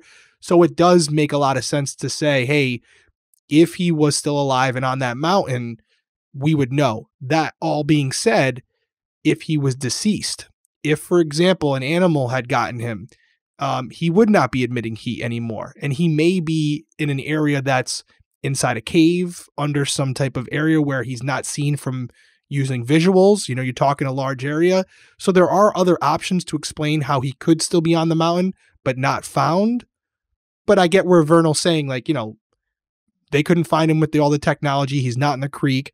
Somebody has him. Somebody took him from us. Yeah, so the problem with the whole animal theory, and we're going to go more in depth on the theories in the next video, but remember that DeOrr's boots were 2 sizes too big for him. Like, he could barely keep them on when he's walking. So some bear comes lunging out of the trees, grabs DeOrr up in his paws or his mouth, and, runs away with him. Those boots are not staying on. Boots are probably coming off. The blanket you referred to, what was the third? She has the blanket, so he left that behind. What I'm saying is he had his boots, he had his camo jacket. You would expect to see his boots fall off. And then maybe a trail of blood. The bear's not going to gingerly pick DeOrr up in his jaws and say, let's get you to the cave where I can kill you right. He's a bear. Or she, I don't know. I don't want to assume. But the point is, like, that's the thing that freaks everybody out. And an animal attack leaves behind some trace of that animal attack, especially when the kid's wearing boots that he can barely walk in because he can't keep his feet in them. And the sheriff's office does not believe this was an animal attack. All right. Yeah, and I don't know enough about animal. We didn't have that where I worked, so I'm definitely no means an expert at, like, what you would see evidence of an animal attack. I agree with you about the boots. This is common sense. I would love to know more about, like, bear attacks and things of that nature. Where is it possible because the boy didn't pose a threat, the bear was able to pick him up and carry him? I don't know. I don't know. It sounds silly. Stop it. But I don't know. I mean, they could. Is this a Jungle Book? No, but not kill him instantly. But, like, you know what I go back to? What, Goldilocks and the 3 Little Bears? No. I think about the what was the name? Harambe? That was a gorilla. Gorillas and bears are completely different. Yeah, I'm that's why I'm just putting the qualifier in, but I'm not saying by any means am I a guy who had to deal with. I'm not DEM. Harambe was like a zoo animal, so he's used to being around people, like, stuff like that. Like, a wild bear is not going to be like, "Hey, little boy, hold my paw. Let's go off together." Yeah, I remember Harambe. Yeah, and that's what you're referring to, the dragging. I'm just trying to think outside the box, but I'm with you. I mean, I don't know anything about what type of evidence would be left behind from a bear attack or enemy, and I would expect to see something as well. But could DeOrr have walked away from the campsite and this occurred in a location where it was very little evidence left behind and they never found it? How far is a 2-year-old going to walk in a 20-minute period? They searched within 3.5 miles of the camp. Grid searches hand in hand. They found nothing. Yeah. How far could he get? He's 2 in huge boots. I don't know the answer. Well, I don't know. the following week, on July 14th and 15th, search teams thoroughly searched Stone Reservoir. So that was located about a quarter of a mile away from the family had set up camp. The creek, it actually went into Stone Reservoir. Yeah, makes sense. Yeah, but still a quarter of a mile away is still a long way for a 2-year-old kid to walk. The entire time that this search was going on, Jessica and Vernal remained at the camp, refusing to leave without their son. The Lehigh County Sheriff's Office released information that scent tracking dogs had led searchers to the reservoir. KTBV7 reported that this was the second time divers had searched the reservoir, which is a small, shallow, clear reservoir, but they still found no sign of the missing boy. On July 16th, a representative from the National Center for Missing and Exploited Children arrived in Lador to assist with the search. Jessica and Vernal gave samples of their DNA to this representative as well as to the sheriff's office. And this was not because they were considered suspects at this moment. It was because if DeOrr was kidnapped and, let's say he popped up in a different state, they would have to DNA test him to see if he was actually Jessica and Vernal's son, and that would prove that he was DeOrr. And this is crazy because there's cases where this is exactly what happens. And it's 10, 17 years later, the kid's found. He's been raised by, a different family, and it turns out he was actually kidnapped. So that's actually very interesting. We should cover a case like that. That's crazy. Can you imagine being raised for a decade or more by parents only to find out they kidnapped you? No. Can't. Initially, law enforcement reported that DeOrr's parents were being very cooperative, and Lehigh County Sheriff's Deputy Steve Penner asked the public to stop accusing them of having something to do with their son's disappearance, saying, quote, "We've interviewed the family, and the information they provided to us, we're good with that. And I know there's a lot of innuendo out on social media and a lot of stuff going on out there, and it would be nice if it would stop and let them have a little peace. They're solid," end quote. Lehigh County Sheriff Lynn Bowerman announced that they did not suspect foul play in this case, and he had also mentioned that both Jessica and Vernal had been given polygraphs, but he wouldn't comment on whether they had passed or failed. A month later, on August 12, 2015, a private investigator named Frank Vilt volunteered to help with the search. Frank was an experienced investigator with a lengthy law enforcement background. He'd spent 10 years with the Elliott County Sheriff's Office and almost 20 years with the U.S. Marshals. After retiring, he started his own private investigation firm where he specialized in locating abducted and missing children, and in his career, he was able to successfully find 19 missing children and return them to their parents. I don't know if that sounds like a good record, right? 19 missing children is good. I mean, that's impressive. 19 children that may have never been reunited with their parents. I think one is impressive, but 19, yeah. Yeah. So, his record speaks for itself. And Frank wasn't a stranger to the family. He apparently knew them from his hometown of Montpelier. He was a regular at this automotive shop where Vernal used to work, and Frank remembered seeing little DeOrr and his mother come into the shop every now and then to visit Vernal.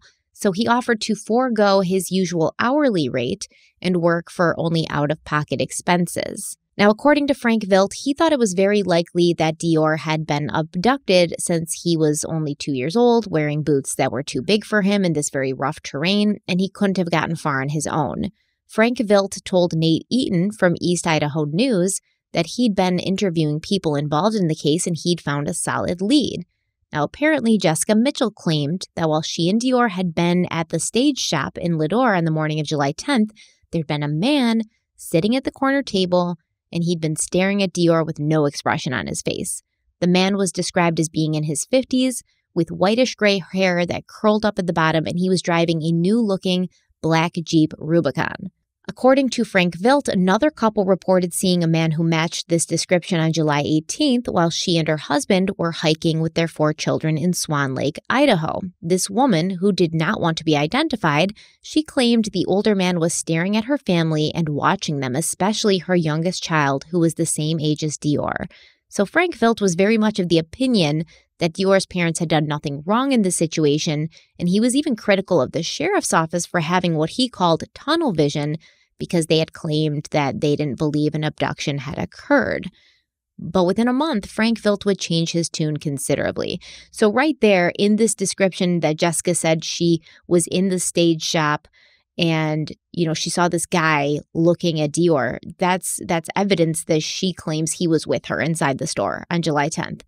yet nobody who works there remembers that. Yeah, you had said that he was actually running up and down the aisles, right? Yeah, that's what she said in one interview or like on Facebook or something. Okay. So also, this guy was later found and tracked down, and it ended up being like a local guy, you know, who couldn't remember seeing DeOrr either that day, but he was also not tracked down until like several years later when they put 2 and 2 together and figured out who he was, because Frank Vilt had like a composite sketch made up of him and things like that. Mm-hmm. So they finally tracked this guy down. He's like, yeah, I go to the stage shop, you know, usually most mornings to get coffee and stuff. So like I was there, but I don't remember. It's been too long to remember if I saw a kid that day. Okay. In a letter to Jessica and Vernal, dated September 8th, 2015, Frank Vilt wrote, quote, "Dear DeOrr and Jessica," so DeOrr Sr. is Vernal. It's his middle name, but he would go by DeOrr.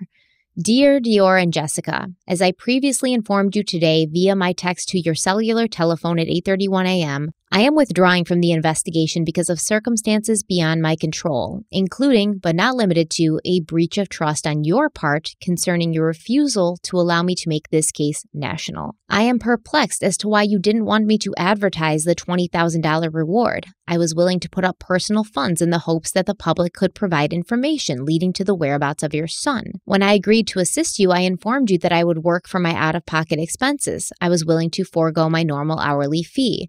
My stipulation was that both of you would be absolutely truthful. I told both of you that if I felt that you were not telling the truth, stalling me, or otherwise misleading me, that I would withdraw from the investigation. In my professional opinion, both of you lied and misrepresented the true facts that could solve the mystery of your missing son. There are other aspects of this case that I cannot go into at this time, but simply put, I believe that the searches will all be non-productive. The searches are only used by you to cover a possible crime that one or both of you may have committed. Emphasis added. My suggestion is that you fully cooperate with the Lehigh County Sheriff and tell the truth. I do not appreciate the fact that one or both of you are spreading rumors that you have paid me. I have not received reimbursement to cover my expenses. I also feel that you are exploiting the public for financial gain. How can you live with yourselves? Sooner or later, the truth will come out." End quote. How did we gain access to this letter? He posted it because all these rumors were coming out and people were like coming at him and being like, "Oh, you're just here for the money. Like they've paid you and you haven't done anything." And he's like, "No, they didn't pay me." And then, you know, they were like attacking him, people.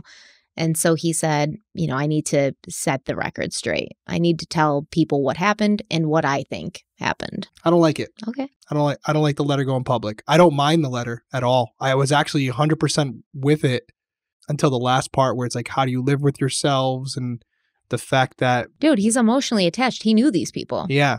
Well, that's the thing, right? As an investigator, you don't want to be emotionally attached. You know what I mean? It's like for him, it is personal. Like he knew them. He offered to do them a favor, and then he felt they were lying to him. And then he felt that, you know, and he'll explain why. He, you know, we can move on and get there before you. Yeah, no, I'll just say this. For me, I wish you would have stopped at that you fully cooperate with Lehigh County Sheriff and tell the truth. Oh, stop, because you're so perfect and professional all the time. I could tell you 100% I would never write in a statement like that where I'm accusing you of lying about your child and why they're missing, and add in there that I would appreciate if you stop adding in there that you paid me. It's completely two different things. Because he's getting attacked.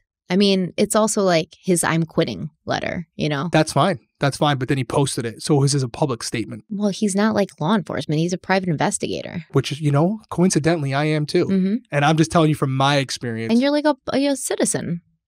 If you worked for a family, I would never do it. If you worked for a family who had you take like your time to search for their son, and then you found something that you thought meant that they had been responsible for their son's death, and you were like emotionally attached to this kid because you've been searching for him, you wouldn't feel like, how do you sleep at night? You would, but you wouldn't write it. I agree with what you just said, but he said all of those things and then wrote 2 or 3 sentences regarding finances. And after that was when he said, how can you live with yourselves? So I just think it was maybe poorly worded, but I would have left out the section about being compensated or not. I really liked what he had to say, especially the part where he wouldn't go in to why he thought that. I thought that was very professional. I really liked the letter, but I did not like that section. I guess it's personal preference. I happen to own a firm. I have investigators that work for me. No public statement or any court document that we submit based on our reports whether I thought the claimant or the client that we're working for, which has happened before, was telling the truth or not. If we're working for a client and I find information that suggests they're lying to me, I would absolutely put into that, letter and obviously our termination of agreement that the reason I'm doing it is because I feel like they're being untruthful. But regardless of whether they paid me or not, that would be in a separate document. That wouldn't be in that document, especially if I'm accusing them of being dishonest. Well, listen, I think emotions were running high, and I don't think we can judge people on how they react when they're in a. You saying you can't judge someone? Guys. But I'm saying I don't think we can judge people when they're like in a place of, grief or they're upset. Or he's not feeling grief. He knew them. He felt personal about this, I think, because they thought they were like friends, Well, my opinion on this one, not the most professional way to end the letter. I agree with you. But I don't want to judge him for that because I feel like I would do something like that. Like I get personally attached to the cases that I cover and stuff. And if I felt like a family member was lying to me and like leading me down the wrong path to like stop me from actually getting to the truth, like purposely, I'd be like, how dare you? Like what's wrong with you? I don't disagree.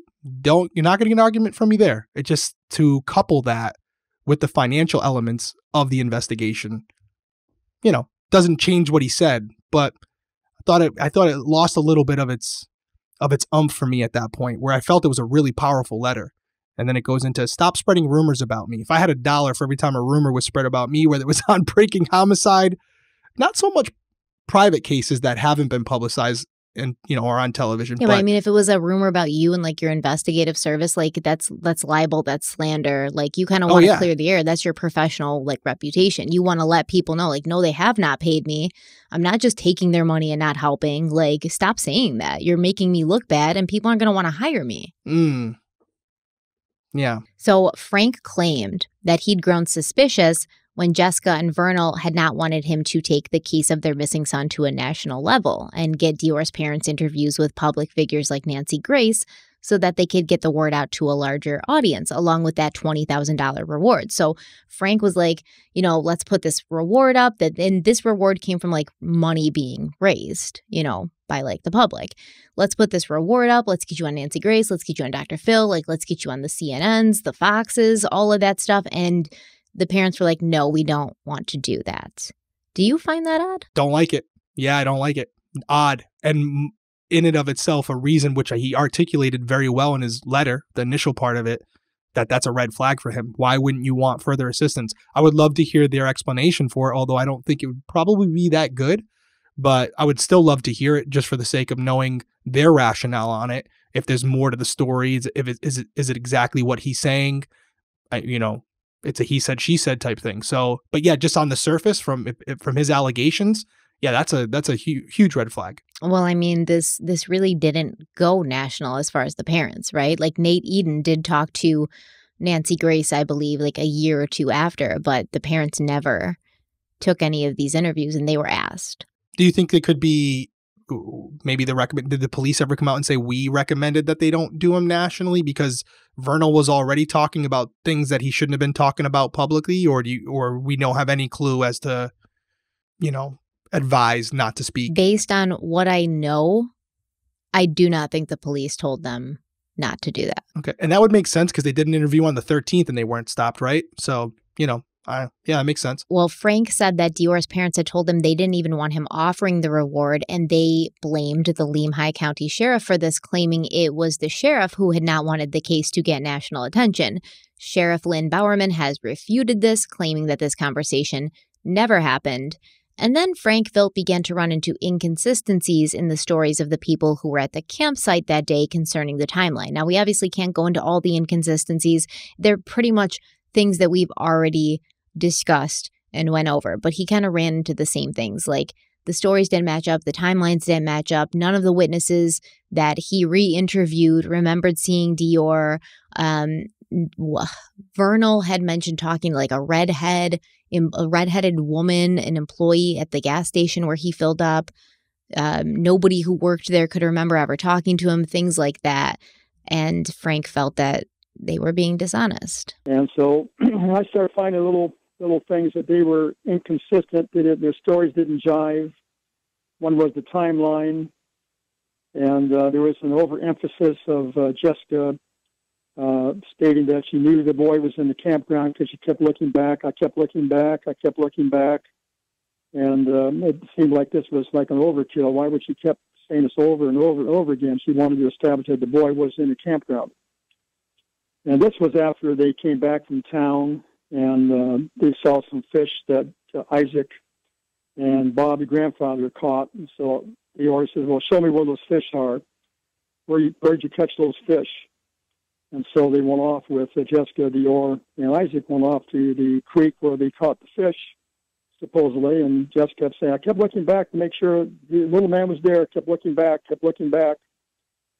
And why did she overemphasize that? And that was kind of one of the things. And she couldn't answer my question as to why she kept saying that, why she wanted to establish like an alibi that the boy was there.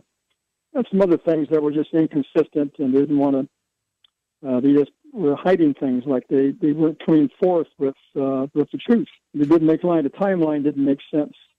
Okay, so that's another story. I completely forgot after, when I heard him say it. The initial story was that Bob had told Isaac to show them these fishing holes. And then the later story came out was that when they got back to the campsite, DeOrr and his parents, Bob and Isaac had already been fishing and they had fish. And DeOrr was like, oh, I want those fish. Like, I want to get fish. Where'd you get them from? And then they all started walking down towards where they got the fish from.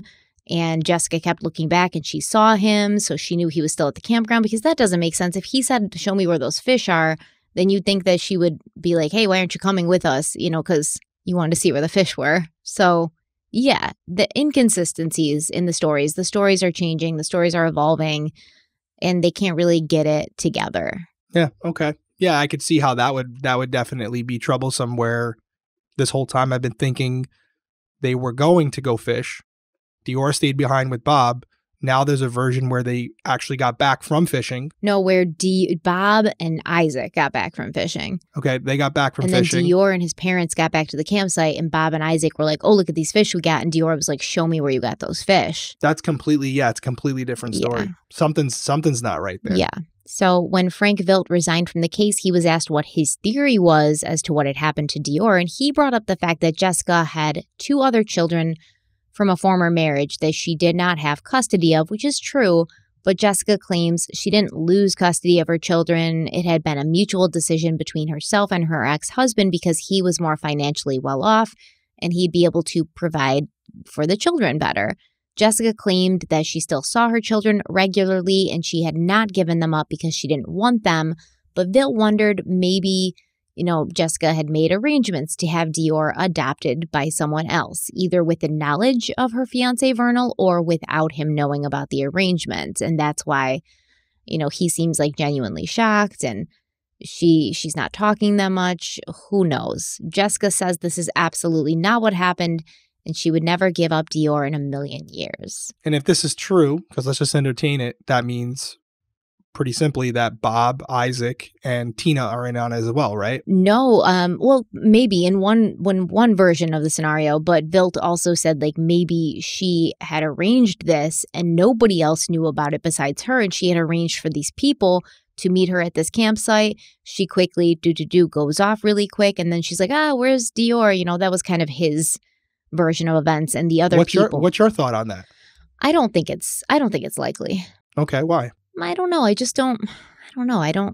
How many of these like weird secret adoptions happen? Is this a common thing? Wasn't this campsite that they went to kind of a last minute thing? Very. And it wasn't Jessica's idea. Well, it depends whose story you're going by. Because it was more Bob's, right? Allegedly, yeah. But then, you know, Vernal's telling a story that they're there to celebrate. So in that way. Mm-hmm. Yeah. I mean, not having all the information, it's tough to say one way or the other. I think it's an elaborate story. Wouldn't be the most craziest thing to ever happen. Mm-mm. It happens. We know what happens. People sell their kids all the time. Just seems like you could probably do it a little. I mean, I guess you need a reason for why he's going to go missing. It seemed like they were also like very not in a great place financially. You know, like she couldn't hold a job.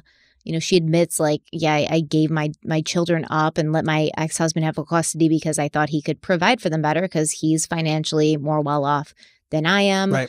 They'll be evicted from their apartment shortly after this, things like that, for not paying rent. So it did seem that there was some financial struggles happening. Frank Vilt was not the only person who began to question whether DeOrr's parents were telling the full story about what had happened to their son. At the end of January 2016, Lehigh County Sheriff Lynn Bowerman officially named Jessica Mitchell and Vernon Kunz as suspects in DeOrr's disappearance. Bowerman told CBS affiliate KBOI that DeOrr's parents were being less than truthful, saying, quote, "They are the top persons of interest. Does that mean they're suspects? Yeah, I think so. They know something. I just don't know what they know. It causes me alarm. I believe they know where he is, absolutely." End quote. Sheriff Bowerman claimed that officials had become suspicious after behavior analysts returned to them with their findings, which included inconsistent stories and failed lie detector tests. Bowerman told NBC Dateline, quote, "We first became real suspicious of mom and dad after their initial polygraph tests, taken several weeks after DeOrr went missing. Then this past weekend, when the FBI handed over their reports and interviews, that's when we made the decision to inform the public," end quote. They initially became suspicious after only a couple of weeks, but then the FBI comes in and they do their own investigation. They go back over everything. They go back over the initial stories, the timelines, interview the witnesses.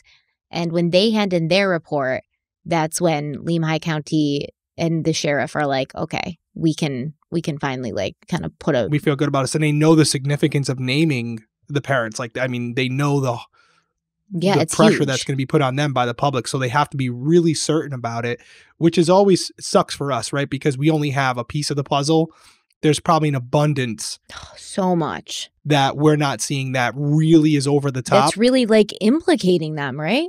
Yeah. Yeah. For them to do this to them, that's significant. And it definitely means they have something that's compelling enough for them all to feel confident, including the FBI, to feel confident enough naming them as the main persons of interest, including not even short of suspect. So yeah, that's not good. Us not having everything is a bummer, because I'm sure we'd probably feel the same way if we knew everything. I knew I would get you. How'd you get me? Finally. Well, as soon as the police say yeah, it's legit. Frank Vilt, screw that guy. No. If you go back and rewind to what I said I loved what he said. I loved what he said in the first 2/3 of that statement. I just feel like it lost a little bit of power with me, because money is never, when you're discussing a kid, it's not, regardless of the rumors out there about me or anything like that. My main point that I want to get across in that letter is, I don't believe you. You guys are lying. I think you know what happened to your son. And for that reason, I'm out. To have any mention of clearing my own name, I can do that in a separate thing, a separate public statement. We're talking semantics here. It doesn't take away from his findings. It doesn't take away from his investigation, which I never even hit on. I just felt like at the end there, I got a little bit, as a PI myself, I didn't love that being in there. I think it could have been handled differently and made his statement even more powerful. But as far as what he said, I had gave him credit about the 19 located children. It's impressive. So for him to come to that conclusion with his resume, you have to take what he's saying seriously. I just felt like he lost me a little bit at the end there. But it's just like a prong of it. It's one prong of it. Like the whole theory, the whole investigation, the whole case, it can't balance on that one prong, but then you start adding other ones. I agree. And, I bet you, I don't know the guy, but I bet you if he had to do it over again, he might have taken that section out and maybe put a whole separate thing out about it. Because at the end of the day, not being reimbursed or whether you got paid or you didn't, we're looking for DeOrr. That's all we care about right now. Yeah, I think it was more like his reputation. Like he didn't want, anybody out there to think that he was that kind of because I do think PI firms can sometimes get this bad reputation for being seedy and, sort of in it scams. For the money. Yeah. So, it probably for him was a blow to his professional persona. Yeah. To each his own. And listen, he might disagree with me. To each their own. So apparently, Sheriff Bowerman claimed that the parents could not pass the section of the polygraph where they were asked if they knew where DeOrr was or if they knew what had happened to him. He said, quote, "We have given them too many opportunities to tell us what happened. If it was an accident, and there's been no interest in going in that direction. So that tells me there's only one other possibility. It has to be homicide," end quote. I don't put much weight into polygraphs, first of all. We've talked about this in other cases before. So, definitely know, yeah. like, for me, this is another prong. I guess the polygraph is like another prong holding the case up, but it's like it's a thin prong. You know, it's not the strongest prong of all the prongs. So I don't know. Like, I hate, and you know, he's not saying this just because of the polygraphs, because that happened just a couple of weeks after DeOrr went missing. No, there's more. There's a lot more. Yeah, there's a lot more we don't know about. So that's, I mean, to say it has to be a homicide, like, you've got to know something, right? Those are strong words. Yeah, that's a very strong statement. And I don't know how he gets to that point with what we know, but that's why we have to keep reminding ourselves what we know is a fraction of what they know. And if we had access to everything, we might also feel that way. But they're not going to put all the information they have out there, because if they believe these parents did kill DeOrr, they want to prosecute them one day. So, you know, they got to be careful with what they share. Exactly. And that's what he basically said when he was asked that same question. Like, well, are you going to make arrest? Are we going to like put some charges down? And he was like, not yet, because I don't want to run into an issue of double jeopardy. Like, when we go to prosecute this case, we're going to come correct. And it hasn't even really been that long. I mean, 7 years, about 7 years. Since it happened, that was 2015, so 7 years. Yeah, no, and also it's always hard, and we've talked about it before, it's hard to charge someone with a homicide when you don't have a body. You don't have a cause of death, manner of death. There's an assumption there, but you have to have a lot of evidence if you're going to charge someone and hope that it sticks in court without even a body to determine that this person is definitively no longer with us. I agree. I think that no body thing is really a big what do they call it? Like, I forget. A holdup? That's a problem? Yeah, it's just like, it's kind of a hurdle. It's not good. You know, imagine you find someone guilty. So the prosecutors charge this person. They're found guilty by a jury. And then all of a sudden the child is located because they were abducted 10, 15 years later. No, I think they'd be more worried about like trying to bring them to trial without the body, having them be found not guilty. Oh, that too, of course. And then DeOrr's body is found. Oh, that's an interesting as far as double jeopardy. I guess usually with double jeopardy, again, this me, I'm not the guy for this, but if you found the body afterwards, I thought there was an exception with double jeopardy that would allow you to charge them when something of this magnitude of evidence comes forward. I don't believe so. Maybe not. But it's unfortunate because I think we've talked about cases before, and with double jeopardy, it's probably unlikely that, right, if they find his body afterwards, too late now. You just took your shot, you missed, they're walking free. Yeah, like if tomorrow the Florida or Orlando Police Department gets a video of Casey Anthony committing the murder of her daughter, they still can't do anything about it. How stupid is that, by the way? It's in the Constitution, man, you know? Yeah, that thing's pretty strong. I mean, but that's there, though, so that, like, they don't just go to trial with, like, no evidence, because then you got to count on the jury who, I mean, if we're going by, like, Casey Anthony's jury, we're not super strong in, like, the intelligence department. So then maybe you have people who are going to prison because there was not a lot of evidence against them, but maybe the jury just didn't like them, or the jury was like along for the ride, or the prosecutor was super like charismatic, you know, and then they want them to be able to go to trial with like enough evidence to actually convict. So they do the double jeopardy so that when the lawyers go, they're like, okay, we've got everything we need. And we couldn't do any better. They don't want them to just half-ass it, I think. No, and that's a good reason to do it. I'm not opposed to it. There should be some sort of like exception if evidence is found that proves their guilt, though. Right, if the person comes forward and says, but that's a slippery slope if I'm thinking about it. Yeah, it's no perfect system. We always say it about the judicial system. It's flawed. We talked about this at CrimeCon. It's not anywhere near perfect. No. And there are some things where people are so smart, you know, lawyers and prosecutors, where if you give them an inch, they take a mile, both sides. And so it's a game. We've talked about this. It's a game in there. And the chess pieces are human beings. So it's tough. It's tough. And I'm definitely not equipped to find a solution to that one. I don't know if anybody is. I don't think so. I mean, it would take a lot of brain power. It makes my brain hurt. Oh, so around the time that the sheriff's department released this very damning statement, the family of DeOrr had brought on a new private investigator to help them find out what had happened to the 2-year-old boy.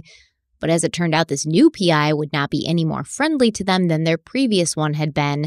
And he would discover more information and inconsistencies that did not look good for Jessica Mitchell, Vernal Kunz, or Jessica's grandfather, Bob Walton. And that is where we will pick up in the next episode. Really interesting case. It's unfortunate that we kind of only have one side of the story, because the people telling or narrating the story, where you're kind of going over their information, are the people who could also be responsible for DeOrr's. Yeah, unreliable narrators. Right. So going over their information, if you're to take it at, face value, it sounds like they're completely innocent. And I still doesn't mean anything. I stand behind the fact that in that interview with Vernal, nothing stands out to me. Nothing stands out to me, and that's okay. But having two independent investigators who, at least the first one, he seems like he knows what he's doing. And then having the police more so and the FBI all be on board with naming them persons of interest in this case, that's pretty substantial. Not a good look, as you just said, for those individuals. Yeah, and to come right out and say, like, they're lying, we think this is a homicide, Usually the police don't give that much information. And I remember I saw an interview with one reporter who was covering this, and she said she was stunned when she got on the phone with Sheriff Lynn Bowerman, because usually as a reporter, she feels like she has to pull every tidbit of information, and they hold so much back. And he just went all in. He was like, yeah, they're lying, man. I don't trust them, and I don't think that their story is true, and there's too many inconsistencies. And he was just kind of volunteering all this information, and it surprised her. You know what happens in a case like this? So if it's a collaborative effort where they're all equally involved, you might not have much luck. But the reality is there's usually someone who's the leader or somebody who committed the offense, and the others are just individuals who are now going along for the ride for whatever unjustified reason they might have. You got to break them. You got to separate all of them. And that's why police will usually wait for there to be dissension among the ranks, right? So if Vernal and Jessica are involved, and maybe it's Vernal who did it or Jessica, whatever the case may be, it looks like if this is true, it would be Vernal, right? He's doing all the talking. If they ever separate and there's a problem between those two. Oh, they've separated. They're separate already. They separated, and they both got married to new people. I feel like Jessica got married within 6 months after her son disappeared to somebody else. I think she moved out of state, and Vernal got remarried as well. I'd be shocked if maybe it wasn't released publicly, but the investigators didn't take another shot at both of them independently, because there's always a crack in the armor, right? There's always a chink that someone is going to slip up. Is Bob still alive? Nope. Damn it. Okay. So 2015, they figured that was going to happen. So it could, it could go to their graves, but I always like to say if more than one person knows, it's no longer a secret. It's if two can keep a secret, one of them is dead. Or yeah. That's a good one too. That's a good one too. Yeah, and I want to mention about Isaac though, because he's the only non-family member on this trip. And so right off the bat. Yeah, just bringing him into the equation. Well, it could be him. He's the only non-family member. I want to mention that Isaac's story has stayed consistent. He is the only person who has had their story stay consistent. And I don't take him as somebody who would lie. And you're going to understand what I mean when you see interviews with him next time. He's very childlike. He doesn't seem like he would even have, I guess, the capability. Yeah, not even the inclination to lie. So for instance, my brother-in-law has Asperger's. He's older than me, but to me, he's like a 14-year-old boy because that's how he acts. He wouldn't ever be somebody who would lie because it's just not something that would ever occur to him to do. He's not like that. He's not sort of manipulative like an adult would be. He's not devious like an adult might be. He doesn't even understand why there would ever be a reason to lie. And so when you have people like that, and I do think that Isaac has some mental issues that maybe, stunted his brain growth. And he does seem very childlike in a lot of ways, innocent, naive. And he's the only person who's told the same story consistently to everybody he's talked to throughout this. So that adds a whole new wrinkle, doesn't it? No, it does. And again, impartial party, maybe not directly involved, but he was brought there probably because of Bob, right? That could all be true. Mm-hmm. And he might have been brought into something that maybe Jessica and Vernal didn't want. you know, but they couldn't make it too obvious that they didn't want someone there. And so they kind of rode with it because of maybe his mental capacity, right? Figuring he's not going to be hard to kind of, you know, do this around. And maybe they led him away to the creek from the campsite that afternoon purposely to like get him out of the area. I'm going to tell you what, out of all the cases we've done, this is the one where I almost want to say, okay, I know we're stopping here, but we're going to record part 2 right now because I got to know. I'm being dead serious. Like, I really want to know because there's not a lot here and I feel like you have a lot more to say. So listen, there's a great 6-part series and they're not long parts. They're like 7 minutes each. If you want to just pop them on while you're working and go through them, it's called Little Man Lost. And a news network did it. If you want to just watch those while you're going through it, and you'll see interviews with Grandpa Bob and things like that, and maybe Grandpa Bob Walton. So we'll see. This case is all over the place, but it's unfortunate because you're doing a great job covering it, but it's like limited information. We're going over everything they're saying. You have the 911 calls, all those things, which are, you know, that's something to go off of. But a lot of what we're hearing is from people who are now persons of interest. So that really puts an asterisk next to everything they've told us. Yep. And I'm really excited to come back because like it gets real down and dirty in the next part. Like fingers are pointed at each other. Like you said, if you can keep a secret if one of them's dead, every single one of them pointed their finger at Isaac. Not like he did it, but like, you know, I don't trust him. Like, you know, stuff like that. Even Grandpa Bob. So we're going to talk about that next time, guys. Yeah. We'll see you then, guys. Take care. Bye. Bye.